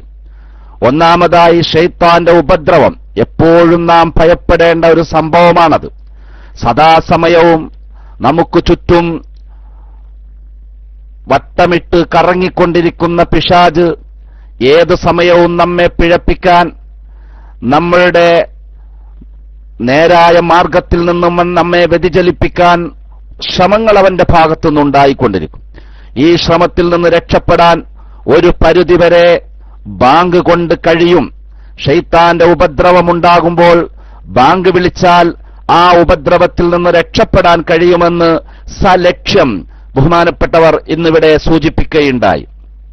അതുപോലെ തന്നെ നമ്മുടെ നാട്ടിലൊക്കെ അറിയപ്പെടുന്ന, പണ്ടൊക്കെ വളരെ വ്യാപകമായിട്ട് തന്നെ അറിഞ്ഞിരുന്ന, പലർക്കും അനുഭവമുണ്ടായിരുന്ന ഒരു സംഭവമാണ് പൊട്ടി കഥകൾ. ആ പൊട്ടി ശൈത്താന്റെ ഒക്കെ പല ഉപദ്രവങ്ങൾ. അതിനൊക്കെയും പ്രതിവിധിയായിട്ട് ബാങ്ക് എപ്പോഴും കൂടെയുള്ള ഒരാളെയോ അല്ലെങ്കിൽ അങ്ങനെയുള്ള ഒരു വീട്ടിലോ അത്തരം ശൈത്താന്റെ ഉപദ്രവങ്ങളൊന്നും ഉണ്ടാവാൻ സാധ്യതയില്ല എന്നും അദ്ദേഹം ഹദീസുകൾ ഉദ്ധരിച്ചുകൊണ്ട് തന്നെ നമ്മെ ബോധ്യപ്പെടുത്തുകയുണ്ടായി. കൂട്ടത്തിൽ ചില നമുക്കിടയിലൊക്കെ നേരത്തെ ഉണ്ടായിരുന്ന ചില തെറ്റിദ്ധാരണകൾ, അത് അബദ്ധങ്ങളാണ്. സ്വർണ്ണമൊക്കെ വെക്കുന്ന ഒരു ചുറ്റുപാട്, സ്വർണത്തിന്റെ ഒരു അംശമെങ്കിലും വാതിൽക്കട്ടിലിനിടയിൽ വെക്കുന്ന അങ്ങനത്തെ ഒരു ചുറ്റുപാടൊക്കെ ഉണ്ടായിരുന്നല്ലോ, അതൊക്കെ തീർത്തും അനിസ്ലാമികമാണ്, അന്ധവിശ്വാസങ്ങളാണ് എന്നും അദ്ദേഹം ഇടയിൽ സമർത്ഥിക്കുകയുണ്ടായി. ഏതായാലും ശരി, അങ്ങനെ ബഹുമാനപ്പെട്ട ഇമാമിങ്ങളുടെ അഭിപ്രായങ്ങളിലൂടെ പോയിട്ട് ആ ബാങ്ക് കൊടുക്കുന്നവന്റെ പ്രത്യേകതകൾ, അത് നമ്മളൊരു വല്ലാത്ത വളരെ കൂടുതൽ മനസ്സിലാക്കേണ്ട, നമ്മൾ വളരെ നമ്മുടെ നാട്ടിലൊക്കെയുള്ള മുഅദ്ദിനുകൾ മുക്രിമാർ എന്നൊക്കെ പറഞ്ഞുകൊണ്ട് ഒരു വല്ലാത്തൊരു രീതിയിലേക്ക് അവരെ മാറ്റി നിർത്തുമ്പോൾ സത്യത്തിൽ വിശുദ്ധ ഇസ്ലാം അവർക്ക് നൽകുന്ന പ്രാധാന്യം, അവർക്ക് നൽകുന്ന ശ്രേഷ്ഠത എത്രമാത്രമാണ് എന്ന് ഇന്ന് ബഹുമാനപ്പെട്ട ഉസ്താദ് അവർകൾ നമ്മോട് അറിയിക്കുകയുണ്ടായി. ബാങ്ക് വിളിക്കുന്നവർക്ക് ഇവിടെ മാത്രമല്ല, നാളെ മഹ്ശറയിൽ വളരെ ജനങ്ങളൊക്കെ വിഷമിച്ച് അവർ ദാഹം കൊണ്ട് അവശരാകുന്ന സമയത്ത്, ചൂടുകൊണ്ട് വെന്തുരുകുന്ന സമയത്ത് ആ ബാങ്ക് വിളിക്കുന്ന ആളുകൾക്ക് അവർ സമാധാനമുണ്ടാകും, അള്ളാഹുവിന്റെ സംരക്ഷണം അവർക്കുണ്ടാകും, അള്ളാഹുവിന്റെ സഹായം അവർക്കുണ്ടാകുമെന്ന് സലക്ഷ്യം ഹദീസുകൾ ഉദ്ധരിച്ചുകൊണ്ട് തന്നെ അദ്ദേഹം വിശദീകരിക്കുകയുണ്ടായി. ഞാൻ ആ ഭാഗങ്ങളിലേക്കൊന്നും കൂടുതൽ കടന്നു ചെല്ലാൻ ആഗ്രഹിക്കുന്നില്ല. ഒരു രണ്ട് കാര്യം അദ്ദേഹം വളരെ അടിവരയിട്ടുകൊണ്ട് ഉണർത്തിയത് എന്റെ പ്രിയപ്പെട്ട സഹോദരങ്ങളുമായി പങ്കുവെക്കാൻ ഞാൻ ആഗ്രഹിക്കുകയാണ്. ബാങ്ക് വിളിക്കുന്ന ആളുകൾക്ക് ഈ ലോകത്തും നല്ല സമാധാനവും സംരക്ഷണവും ലഭിക്കും. അതോടുകൂടെ തന്നെ അദ്ദേഹത്തിന്റെ ആഖിബത്ത്, അദ്ദേഹം സ്വർഗത്തിലേക്ക് പോകേണ്ട ആളാണ്, സ്വർഗത്തിന്റെ അവകാശിയാണ്. അതുകൊണ്ട് തന്നെ ഒരിക്കലും ഈ ലോകത്ത് നിന്ന് വിട പറയുമ്പോൾ ഒരു ചീത്ത മരണം അദ്ദേഹത്തിന് സംഭവിക്കുകയില്ല. അദ്ദേഹത്തിന്റെ ആഖിബത്ത് നന്നായി പരിശുദ്ധ ഷഹാദത്ത് കലിമ ഉച്ചരിച്ചുകൊണ്ട് തന്നെ ഈ ലോകത്ത് നിന്ന് അദ്ദേഹത്തിന് വിട പറയാൻ കഴിയും എന്നും ഇത് സൂചിപ്പിക്കുന്നു എന്ന് ബഹുമാനപ്പെട്ടവർ സൂചിപ്പിക്കുകയുണ്ടായി. അതിനേക്കാളൊക്കെ ഉപരി മഹാനായ പ്രവാചകർ സ്വല്ലല്ലാഹു അലൈഹി വസല്ലമ തങ്ങളുടെ ഒരു പ്രാർത്ഥന, വഗ്ഫിർ ലിൽ മുഅദ്ദിനീൻ, ബാങ്ക് വിളിക്കുന്ന ആളുകൾക്ക് അല്ലാഹുവേ നീ പുറത്തു കൊടുക്കണമേ എന്ന് റസൂലുള്ളാഹി സ്വല്ലല്ലാഹു അലൈഹി വസല്ലമ തങ്ങൾ നൂറ്റാണ്ടുകൾക്ക് മുമ്പ് ഈ ലോകത്ത് ഇനി എത്രമാത്രം മുഅദ്ദിനുകൾ ഉണ്ടാകുന്നോ അവർക്കൊക്കെ വേണ്ടി അഡ്വാൻസ് ആയിട്ട് ഒരു ദുആ ആരംഭ റസൂലുള്ളാഹി സ്വല്ലല്ലാഹു അലൈഹി വസല്ലമ തങ്ങൾ നടത്തിയിട്ടുണ്ടെങ്കിൽ തീർച്ചയായും ബാങ്ക് വിളിക്കുന്നത് ഒരു അഭിമാനമുള്ള, അന്തസ്സുള്ള വലിയ നല്ലൊരു കാര്യം തന്നെയാണ് എന്ന് ഇതിൽ നിന്നൊക്കെ നമുക്ക് മനസ്സിലാക്കാൻ കഴിയും. കൂട്ടത്തിൽ അദ്ദേഹം പറഞ്ഞത് അള്ളാഹുവിന്റെ വജ്ഹിന് വേണ്ടിയാവണം ഇതൊക്കെ ചെയ്യുന്നത്. അങ്ങനെയാണല്ലോ, അതേത് പ്രവർത്തനത്തിനും അങ്ങനെ തന്നെയല്ലേ. അള്ളാഹുവിന്റെ വജ്ഹിന് വേണ്ടി ചെയ്യുമ്പോഴേ അതിന് അള്ളാഹുവിന്റെ അടുത്തുനിന്ന് കൂലി കിട്ടുകയുള്ളൂ. അല്ലഞ്ഞാല് അവിടെ വെച്ചിട്ട് മഹ്ശറയിൽ വെച്ച് നീ ആർക്ക് വേണ്ടിയാണോ ചെയ്തത് അവന്റെ അടുത്ത് പോയി പ്രതിഫലം വാങ്ങുക എന്ന് പറയുന്ന ഒരു ദയനീയമായ രംഗം ഹദീസുകളിൽ നമുക്ക് കാണാൻ കഴിയുമല്ലോ. അപ്പൊ ഇതും അങ്ങനെ തന്നെയാണ്, അള്ളാഹുവിന്റെ വജ്ഹിന് വേണ്ടി ചെയ്യേണ്ടതാണ്. ഏതായാലും ശരി, ആ കൂട്ടത്തിൽ വേറൊരു കാര്യം അദ്ദേഹം പറഞ്ഞു പോയത് നമ്മളൊക്കെ മനസ്സിലാക്കേണ്ടതാണ്. ഈ ബാങ്ക് വിളിക്കുന്ന ആൾക്ക് മാത്രമല്ല ഈ ബാങ്കുമായി ബന്ധപ്പെടേണ്ടത്. ആരംഭ റസൂലുള്ളാഹി സ്വല്ലല്ലാഹു അലൈഹി വസല്ലമ തങ്ങൾ നമ്മെ പഠിപ്പിച്ചത് ബഹുമാനപ്പെട്ട ദാരിമി ഉസ്താദ് സൂചിപ്പിക്കുകയുണ്ടായി. ഹദീസ് ഉദ്ധരിച്ചുകൊണ്ട് തന്നെ ബാങ്ക് വിളിക്കുന്നത്, ആ ബാങ്ക് കേൾക്കുന്ന ആള് അതുപോലെ അതിന് പ്രത്യുത്തരം ചെയ്യണം. അല്ലാഹു അക്ബർ എന്ന് മുഅദ്ദിൻ പള്ളിയിൽ നിന്ന് വിളിച്ചു പറയുമ്പോൾ അത് കേൾക്കുന്ന ആരൊക്കെയുണ്ടോ അവരുടെ സകലമാന പ്രവർത്തനങ്ങളും നിർത്തിവെച്ച്, നമുക്കറിയാലോ ഫിഖ്ഹിന്റെ കിതാബുകളിലൊക്കെ കാണാൻ കഴിയും, അവർ ഓതുകയാണെങ്കിൽ അത് നിർത്തിവെക്കണം, വർത്തമാനം പറയുകയാണെങ്കിൽ അത് നിർത്തിവെക്കണം, ഒരു പ്രസംഗിച്ചുകൊണ്ടിരിക്കുന്ന ആളാണെങ്കിൽ ആ പ്രസംഗവും നിർത്തിവെച്ചുകൊണ്ട് ആ ബാങ്കിന് ഉത്തരം ചെയ്യണം. അത്രമാത്രം പ്രധാനപ്പെട്ട ഒരു കാര്യമാണത്. എന്ന് വെച്ചാൽ ബാങ്ക് വിളിക്കുന്നവനും അത് കേൾക്കുന്നവനുമൊക്കെ ഈ പദവുമായിട്ട് എപ്പോഴും ബന്ധപ്പെട്ടുകൊണ്ടിരിക്കണം, ഈ വചനങ്ങളുമായിട്ട് ബന്ധപ്പെട്ടുകൊണ്ടിരിക്കണം. കൂട്ടത്തിൽ ഞാനൊരു കാര്യം പറയട്ടെ എന്റെ പ്രിയപ്പെട്ട സഹോദരങ്ങളെ, പക്ഷേ അങ്ങനെയൊക്കെയാണെങ്കിൽ പോലും നമ്മുടെ ചില സദസ്സുകളിലൊക്കെ നമ്മൾ പങ്കെടുക്കുമ്പോൾ ബാങ്ക് കൊടുക്കുമ്പോൾ ആ ബാങ്ക് കൊടുക്കുന്ന പ്രസംഗിക്കുന്ന ആളങ്ങ് നിർത്തും, പ്രസംഗമൊക്കെ നിർത്തും, വയലൊക്കെ പറയാന്ന് വെച്ചാൽ ആ വയലൊക്കെ നിർത്തിയിട്ട് അതിന് ഉത്തരം ചെയ്യാൻ വേണ്ടിയിട്ടാണല്ലോ. പക്ഷേ അതുവരെ മൗനമായി ആ പ്രസംഗം കേട്ടുകൊണ്ടിരിക്കുന്ന സദസ്സ് അപ്പോൾ മുതൽ പിന്നെ സംസാരിക്കാനും തുടങ്ങും. സംഗതി പ്രസംഗം വരെ നിർത്തിയത് എന്തിനാ? പിന്നെ ബാങ്കിന് ഉത്തരം ചെയ്യാനും മൗനമായി എല്ലാവരും ഇരുന്നുകൊണ്ട് അതിന് ഉത്തരം ചെയ്യാൻ വേണ്ടിയിട്ടാ. എന്നാൽ ഈ പ്രസംഗം നിർത്തലോടുകൂടെ പിന്നീട് ആ ബാങ്കിന് ഉത്തരം ചെയ്യുന്നതല്ല പലപ്പോഴും നാം കാണുന്നത്. പലപ്പോഴും പിന്നീട് അവർ വർത്തമാനം തുടങ്ങുന്നതാ, എന്നിട്ട് ബാങ്ക് അവസാനിക്കുന്നത് വരെ പിന്നെ വർത്തമാനം തന്നെ, അതിന് ഉത്തരം ചെയ്യുന്ന കാര്യമൊന്നും കാണുന്നില്ല. ഏതായാലും ശരി, അതൊക്കെ വളരെ മോശപ്പെട്ട പ്രവർത്തനമാണ്. അതൊക്കെ എന്റെ പ്രിയപ്പെട്ട സഹോദരങ്ങൾ, എന്നെ ശ്രദ്ധിക്കുന്ന ഒരുപാട് ആളുകളുണ്ടല്ലോ, ഇവരൊക്കെ ശ്രദ്ധിക്കണം. അത്തരം അങ്ങനെയല്ല വേണ്ടത്. നമ്മൾ ആ പ്രസംഗം നിർത്തുന്നത്, നമ്മുടെ ഓത്ത് നിർത്തുന്നത്, നമ്മുടെ മറ്റു കാര്യങ്ങളൊക്കെ നിർത്തുന്നത് ആ ബാങ്കിന് ഉത്തരം ചെയ്യാൻ വേണ്ടിയാണ്. ആ ബാങ്കിന് ഉത്തരം ചെയ്യാന്നുള്ളത് വളരെ പ്രധാനപ്പെട്ട ഒരു കാര്യം തന്നെയാണ്. രണ്ട് ഹയ്യാലകളിലല്ലാതെ മറ്റുള്ളയിടത്തൊക്കെ അത് ഏറ്റു പറയണമെന്നും അതും തന്നെ ഹയ്യാലൽ ഫലാഹ് എന്ന് പറയുമ്പോൾ കറക്റ്റ് അതിന് കട്ടുണ്ടോ? ഞാൻ പറയുന്നത് കട്ടുണ്ടോ? ഇല്ല. ഓക്കെ, അവിടെ എന്താ ലാ ഹൗല വലാ ഖുവത ഇല്ലാ ബില്ലാഹിൽ അലിയിൽ അലീം എന്ന് പറയണമെന്നാ. അതൊക്കെ ഒരു വലിയ അർത്ഥമാണ്. ഇൻഷാ അല്ലാഹ് ഇതിന്റെ ബാക്കി ഭാഗങ്ങൾ ഇനി വിശദീകരിക്കുമ്പോൾ ആ കാര്യങ്ങളൊക്കെ പറയും. അല്ലാഹു അക്ബർ എന്നൊക്കെ പറയുമ്പോൾ അതേമാതിരി പറയണം. പക്ഷെ ഹയ്യാല സ്വലാ എന്ന് പറയുമ്പോൾ ലാ ഹൗല വലാ ഖുവത ഇല്ലാ ബില്ലാ, നിസ്കരിക്കാൻ വരൂ, വിജയത്തിലേക്ക് വരൂ എന്ന് വിളിച്ചു പറയുമ്പോൾ ഇല്ല, ഞങ്ങൾക്ക് സ്വന്തമായിട്ടൊരു കഴിവുമില്ല, ഒരു ശക്തിയുമില്ല, അള്ളാഹുവിനെ കൊണ്ടല്ലാതെ ഞങ്ങൾക്ക് അങ്ങോട്ട് വരാൻ സാധ്യമല്ല എന്ന നിലക്കാണ് മറുപടി പറയേണ്ടത്. അത് ഏറ്റു പറയുകയല്ല വേണ്ടത് എന്ന് വിശുദ്ധ ഇസ്ലാം പ്രവാചക വചനങ്ങൾ നമ്മെ പഠിപ്പിക്കുമ്പോൾ അതിലൊക്കെ ഇരിക്കുന്ന താല്പര്യങ്ങൾ, മഹത്തായ ലക്ഷ്യങ്ങൾ നമുക്ക് മനസ്സിലാക്കാൻ കഴിയും. ഞാൻ അതിലേക്കും കൂടുതൽ കടന്നു ചെല്ലാൻ ആഗ്രഹിക്കുന്നില്ല. നമുക്കൊരുപാട് പ്രധാനപ്പെട്ട കാര്യങ്ങൾ ഇവിടെ ചർച്ച ചെയ്യാനുണ്ട്. അതുകൊണ്ട് ഞാനതൊക്കെ ഒഴിവാക്കുകയാണ്. ഇൻഷാ അല്ലാഹ് ഇനിയും ബഹുമാനപ്പെട്ട ഉസ്താദ് വരുമ്പോൾ അത്തരം കാര്യങ്ങളൊക്കെ വിശദമായിട്ട് തന്നെ നമ്മുടെ ശ്രദ്ധയിൽപ്പെടുത്തും. അതോടുകൂടി ബഹുമാനപ്പെട്ട ഉസ്താദ് അവർകൾ അതിന്റെ വചനങ്ങളെ കുറിച്ച് പോലും ചർച്ച ചെയ്യുകയുണ്ടായി. അതിന്റെ എത്ര വചനങ്ങളാണ് അതുള്ളത്, ഇമാം മാലിക്കി മദ്ഹബിൽ എത്ര വചനങ്ങളാണ് അത് സ്ഥിരപ്പെട്ടു വന്നിട്ടുള്ളത്, അതുപോലെ തന്നെ ഇമാം ഷാഫി റളിയല്ലാഹു അൻഹുവിന്റെ വീക്ഷണം എന്താണ്, ഇമാം അബൂ ഹനീഫ റളിയല്ലാഹു അൻഹുവിന്റെ അത് സംബന്ധമായ വീക്ഷണങ്ങൾ എന്തൊക്കെയാണ്, പ്രത്യേകിച്ച് ഈ പ്രവാസ ലോകത്ത് ജീവിക്കുന്ന നമ്മെ സംബന്ധിച്ചിടത്തോളം അതൊക്കെ അറിയേണ്ടത് തന്നെയാണ്. സാധാരണക്കാരായ ആളുകൾക്ക് ഒരു പലപ്പോഴും അങ്ങനെ ചർച്ചകൾ ഉണ്ടാവാറുണ്ട്, സംസാര വിഷയമാവാറുണ്ട്. ചില പാകിസ്ഥാനികളൊക്കെ നമ്മുടെ കൂട്ടത്തിൽ തന്നെ നിസ്കരിക്കുമ്പോൾ അവരൊക്കെ ബാങ്ക് കൊടുക്കാൻ ഒരു സന്ദർഭം കിട്ടിയിട്ടുണ്ടെങ്കിൽ ഇഖാമത്തൊക്കെ കൊടുക്കുമ്പോൾ തന്നെ ബാങ്ക് കൊടുക്കുന്നത് പോലെ തന്നെ ഇഖാമത്തും കൊടുക്കുമ്പോൾ ഇതെന്ത് ബാങ്കാണ്, ഇതെന്ത് ഇഖാമത്താണ് എന്നൊക്കെ നമ്മുടെ സഹോദരങ്ങൾ പലപ്പോഴും ആലോചിക്കാറുണ്ട്, സംസാരിക്കാറുണ്ട്, ചർച്ചാ വിഷയങ്ങളാക്കാറുണ്ട്. സത്യത്തിൽ ഇന്ന് മദ്ഹബിന്റെ അതിന്റെ വീക്ഷണം അങ്ങോട്ട് പറഞ്ഞപ്പോൾ ആ വീക്ഷണം പറയുക മാത്രമല്ല ബഹുമാനപ്പെട്ട ദാരിമി ഉസ്താദ് ചെയ്തത്. അങ്ങനെ ഒരു വീക്ഷണം മഹാന്മാരായ പണ്ഡിതന്മാർക്ക്, മഹാന്മാരായ ഇമാമുകൾക്ക് അങ്ങനെ വരാനുണ്ടായ കാരണം എന്താണ്? വ്യത്യസ്തങ്ങളായ ഹദീസുകളാണ്. ആ ഹദീസുകൾ അവലംബിച്ചുകൊണ്ടാണ് അവരങ്ങനെ അഭിപ്രായം പറഞ്ഞത്. 17 എന്ന് പറയാനും 15 എന്ന് പറയാനൊക്കെ അവർക്ക് പിൻബലമുണ്ട്, അതിന് തക്കതായ കാരണങ്ങളുണ്ട്, വ്യക്തമായ തെളിവുകൾ അവർക്കുണ്ട്. അതുകൊണ്ടാണ്, അതല്ലാതെ അവരാരും സ്വന്തം ഇഷ്ടപ്രകാരം വ്യാഖ്യാനിച്ചതല്ല, സ്വന്തം ഇഷ്ടപ്രകാരം അഭിപ്രായം പറഞ്ഞതല്ല എന്നുകൂടി അദ്ദേഹം സൂചിപ്പിച്ചപ്പോൾ അൽഹംദുലില്ലാഹ് ആ കാര്യം വളരെ വ്യക്തമായി. ഏതായാലും ശരി, അങ്ങനെ വചനങ്ങൾ പറഞ്ഞ് പിന്നീട് ആ ബാങ്ക് കൊടുക്കുന്നതിന്റെ ഖളാ ആകുമ്പോൾ എപ്രകാരമാണ് ബാങ്ക് കൊടുക്കേണ്ടത്, അത് ഏതിലെല്ലാമാണ് ബാങ്ക് കൊടുക്കേണ്ടത് എന്ന് തുടങ്ങി ബാങ്കിന്റെ വ്യത്യസ്തങ്ങളായ രീതികളിലേക്ക്, അതിന്റെ മസ്അലകളിലേക്കൊക്കെ ഇറങ്ങിച്ചെന്നുകൊണ്ട് അൽഹംദുലില്ലാഹ് ബുഷ്റാക്കുമുൽ യൗം എന്ന ഈ സംരംഭത്തോട് പൂർണ്ണമായും നീതി പുലർത്തിക്കൊണ്ട് തന്നെ അതിന്റെ വിവിധ വശങ്ങളിലേക്ക് ഇറങ്ങിച്ചെന്നുകൊണ്ടുള്ള വളരെ മനോഹരമായ, വളരെ പഠനാർഹമായ, എന്നാൽ അതിനേക്കാളുപരി വളരെ പണ്ഡിതോചിതമായ ഒരു ചർച്ചയായിരുന്നു ഇവിടെ നടന്നത് എന്ന് പറയാതിരിക്കാൻ നിർവാഹമില്ല.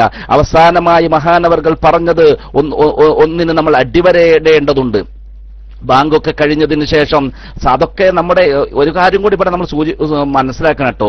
ഈ ബാങ്ക് വിളിച്ചതിന് ശേഷം ആ ബാങ്ക് കേട്ടവനും വിളിച്ചവനും അത് കേട്ടവനും ഒക്കെ ദുആ ചെയ്യണം, ബാങ്കിന്റെ ശേഷം ദുആ ചെയ്യണമെന്ന് നാം നേരത്തെ പഠിച്ചു വെച്ചിട്ടുണ്ട് എന്ന് ഉസ്താദ് അത് പറഞ്ഞപ്പോൾ കുറെ ബോധ്യമായി. പ്രവാചകൻ അത് പഠിപ്പിച്ചതാണ്.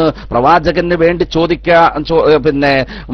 ചോദിക്കേണ്ടതും അതുപോലെ തന്നെ നമുക്ക് വേണ്ടി ശഫാഅത്ത് ചോദിക്കേണ്ടതുമൊക്കെ ഹദീസിന്റെ പിൻബലത്തോട് കൂടെ തന്നെ അദ്ദേഹം മഹാനവറുകൾ പറയുകയുണ്ടായി. എന്റെ പ്രിയപ്പെട്ടവരെ, നമ്മളൊക്കെ ചിന്തിച്ചു നോക്കുക.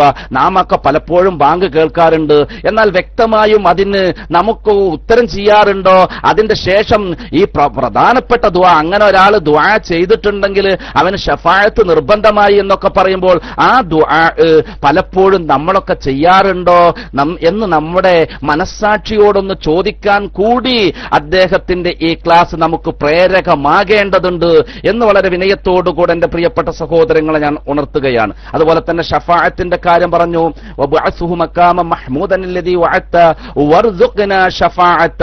അല്ലാഹുവേ, ഞങ്ങൾക്ക് റസൂലുള്ളാഹി സ്വല്ലല്ലാഹു അലൈഹി വസല്ലമ തങ്ങളുടെ ഷഫാഅത്ത് നീ നൽകണമേ എന്ന് ചോദിക്കുന്നത് നിരർത്ഥകമാണ് എന്നൊക്കെ പറയുന്ന ചില തൽപര കക്ഷികളുണ്ട്.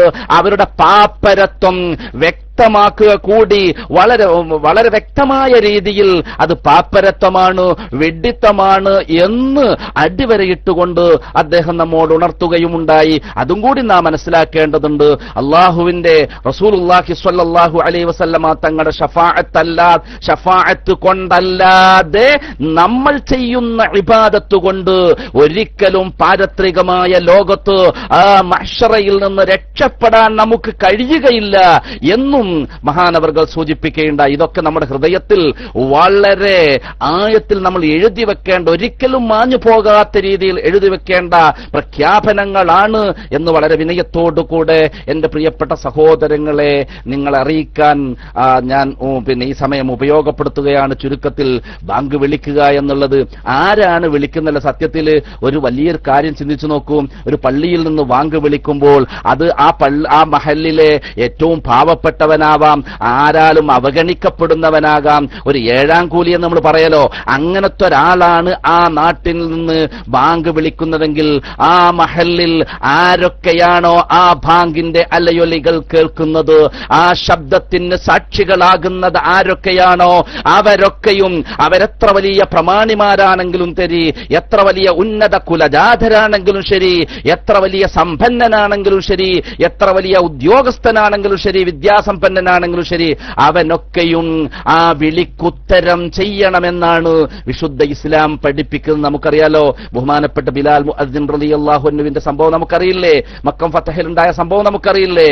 ഒരുപാട് ആളുണ്ടായിരുന്നു. എന്നിട്ടും ബഹുമാനപ്പെട്ട റസൂലുള്ളാഹി സ്വല്ലല്ലാഹു അലൈഹി വസല്ലമ തങ്ങൾ ഉത്തരവാദിത്വം ഏൽപ്പിച്ചത് ബഹുമാനപ്പെട്ട ബിലാൽ റളിയല്ലാഹു അൻഹുവിനെയായിരുന്നു. ബിലാൽ റളിയല്ലാഹു അൻഹു വിളിച്ചു പറയുമ്പോൾ, അവിടെ ബാങ്ക് വിളിക്കുമ്പോൾ ഹയ്യ അലസ് സ്വലാ എന്ന് പറയുമ്പോൾ,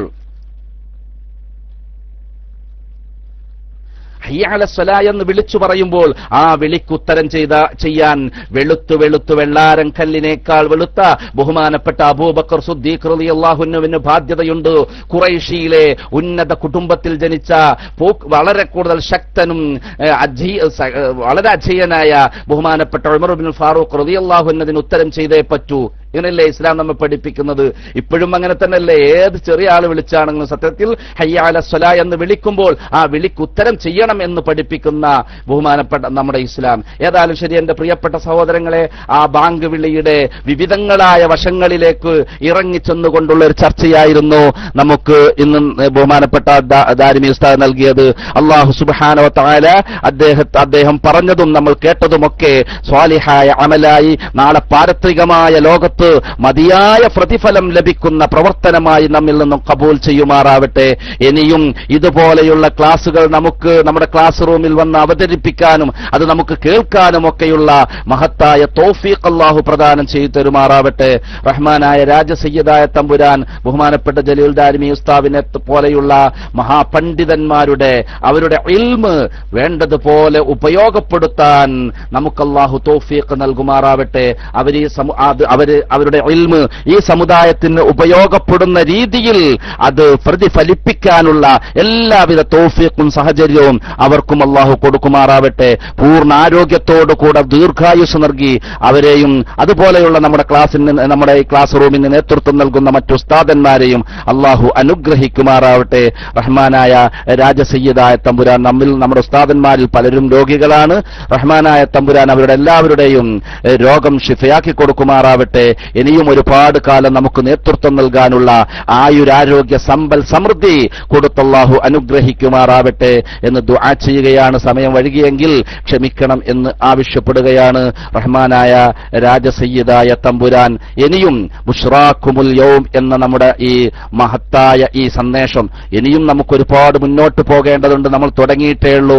വിവിധങ്ങളായ വിഷയങ്ങളെക്കുറിച്ചുള്ള ആയത്തിലുള്ള പഠനങ്ങൾ, വിവിധങ്ങളായ ചർച്ചകൾ, പണ്ഡിതോചിതമായ അപഗ്രഥനങ്ങൾ ഒക്കെ വരാനിരിക്കുന്നേ ഉള്ളൂ. നിങ്ങളുടെയൊക്കെ സഹകരണം ഉണ്ടാവണം. ഇത് കേൾക്കുന്ന എന്റെ പ്രിയപ്പെട്ട സഹോദരങ്ങൾ, ഈ ക്ലാസ് റൂമിലും റേഡിയോ വഴിയൊക്കെ കേൾക്കുന്ന എന്റെ പ്രിയപ്പെട്ട സഹോദരങ്ങൾ, അല്ലാഹു സുബ്ഹാനഹു വ തആല നിങ്ങളിൽ നിന്നൊക്കെ ഇതൊരു നല്ല സ്വാലിഹായ അമലായി സ്വീകരിക്കുമാറാവട്ടെ. അർഹമായ പ്രതിഫലം തന്ന് അല്ലാഹു നിങ്ങളെ അനുഗ്രഹിക്കുമാറാവട്ടെ. ദീനിനോട് ഇൽമിനോട് നിങ്ങൾ കാണിക്കുന്ന ഈ താൽപര്യം കാരണമായി എല്ലാ പാവങ്ങളും അല്ലാഹു നിങ്ങൾക്ക് പുറത്തു തരുമാറാവട്ടെ. നിങ്ങളുടെ കച്ചവടങ്ങളിൽ, നിങ്ങളുടെ ജോലികളിൽ, നിങ്ങൾ ഏർപ്പെടുന്ന എല്ലാ കാര്യങ്ങളിലും അല്ലാഹു ഇത്തരം പ്രവർത്തനങ്ങൾ കാരണമായിട്ട് അതിലൊക്കെയും അല്ലാഹു ബർക്കത്ത് പ്രദാനം ചെയ്യുമാറാവട്ടെ. നിങ്ങളുടെ കുടുംബത്തിലും നിങ്ങളുടെ ജീവിതത്തിലും ഒക്കെയും അല്ലാഹു സുബ്ഹാനഹു വ തആല റഹ്മത്തും ബർക്കത്തും വർദ്ധിപ്പിച്ചു തരുമാറാവട്ടെ. റഹ്മാനായ രാജസയ്യിദായ തമ്പുരാൻ നമ്മെല്ലാവരെയും ജീവിക്കൽ ഖൈറാകുന്ന കാലത്തോളം ഇസ്സത്തോടെ, അഭിമാനത്തോടെ, അന്തസ്സോടെ മുസ്ലിങ്ങളായി ജീവിച്ച് മരിക്കൽ ഖൈറാകുമ്പോൾ ലാ ഇലാഹ ഇല്ലല്ലാഹ് എന്നുച്ചരിച്ച് ഈമാനോട് കൂടി മരിക്കാൻ അല്ലാഹു അനുഗ്രഹിക്കുമാറാവട്ടെ. വആഖിറു ദഅവാനാ അനിൽ ഹംദുലില്ലാഹി റബ്ബിൽ ആലമീൻ. അസ്സലാമു അലൈക്കും വറഹ്മത്തുള്ളാഹി വബറകാതുഹു.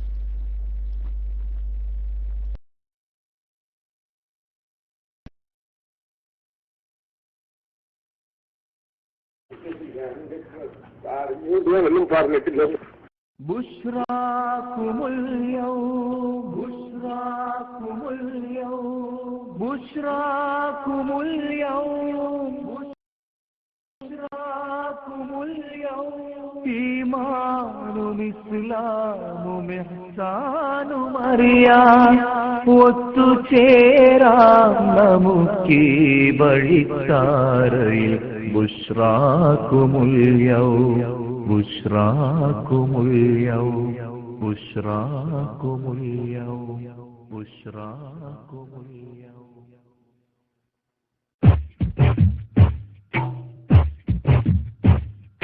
തൂബലനാ തൂബലനാ ഹഖിൻ യഖീനേ, തൂവെളിച്ചം കാട്ടിയതീനേ മിൻ യഖീനേ. തൂബലനാ തൂബലനാ ഹഖിൻ യഖീനേ, തൂവെളിച്ചം കാട്ടിയതീനേ മിൻ യഖീനേ. അതതിൽ നമുക്കലിപ്പെഴുതാം അഹ്ലം വസഹ്ല, ബുശ്റാകുമുൽ യൗം ജന്നത്തിന്റെ പൂർണ്ണ ജമാല.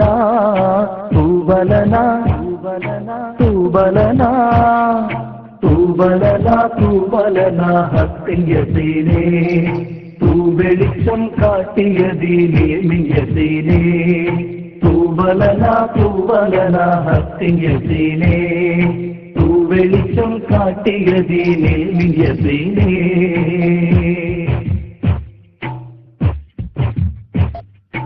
ഉള്ളിലിമാനിൻ വിളക്ക് കത്തി നിൽക്കണം, ഉള്ളറിഞ്ഞ് ദീനിസ്ലാമിൽ ലയിക്കണം. ഉള്ളിലിമാനിൻ വിളക്ക് കത്തി നിൽക്കണം, ഉള്ളറിഞ്ഞ് ദീനിസ്ലാമിൽ ലയിക്കണം. ഇറയോനെ നേരിൽ കാണും പോലെ പിന്നെ മുനാജാ, ഇറയോനെ നേരിൽ കാണും പോലെ പിന്നെ മുനാജാ. ഇഹ്സാനിൽ സർവം വിലയ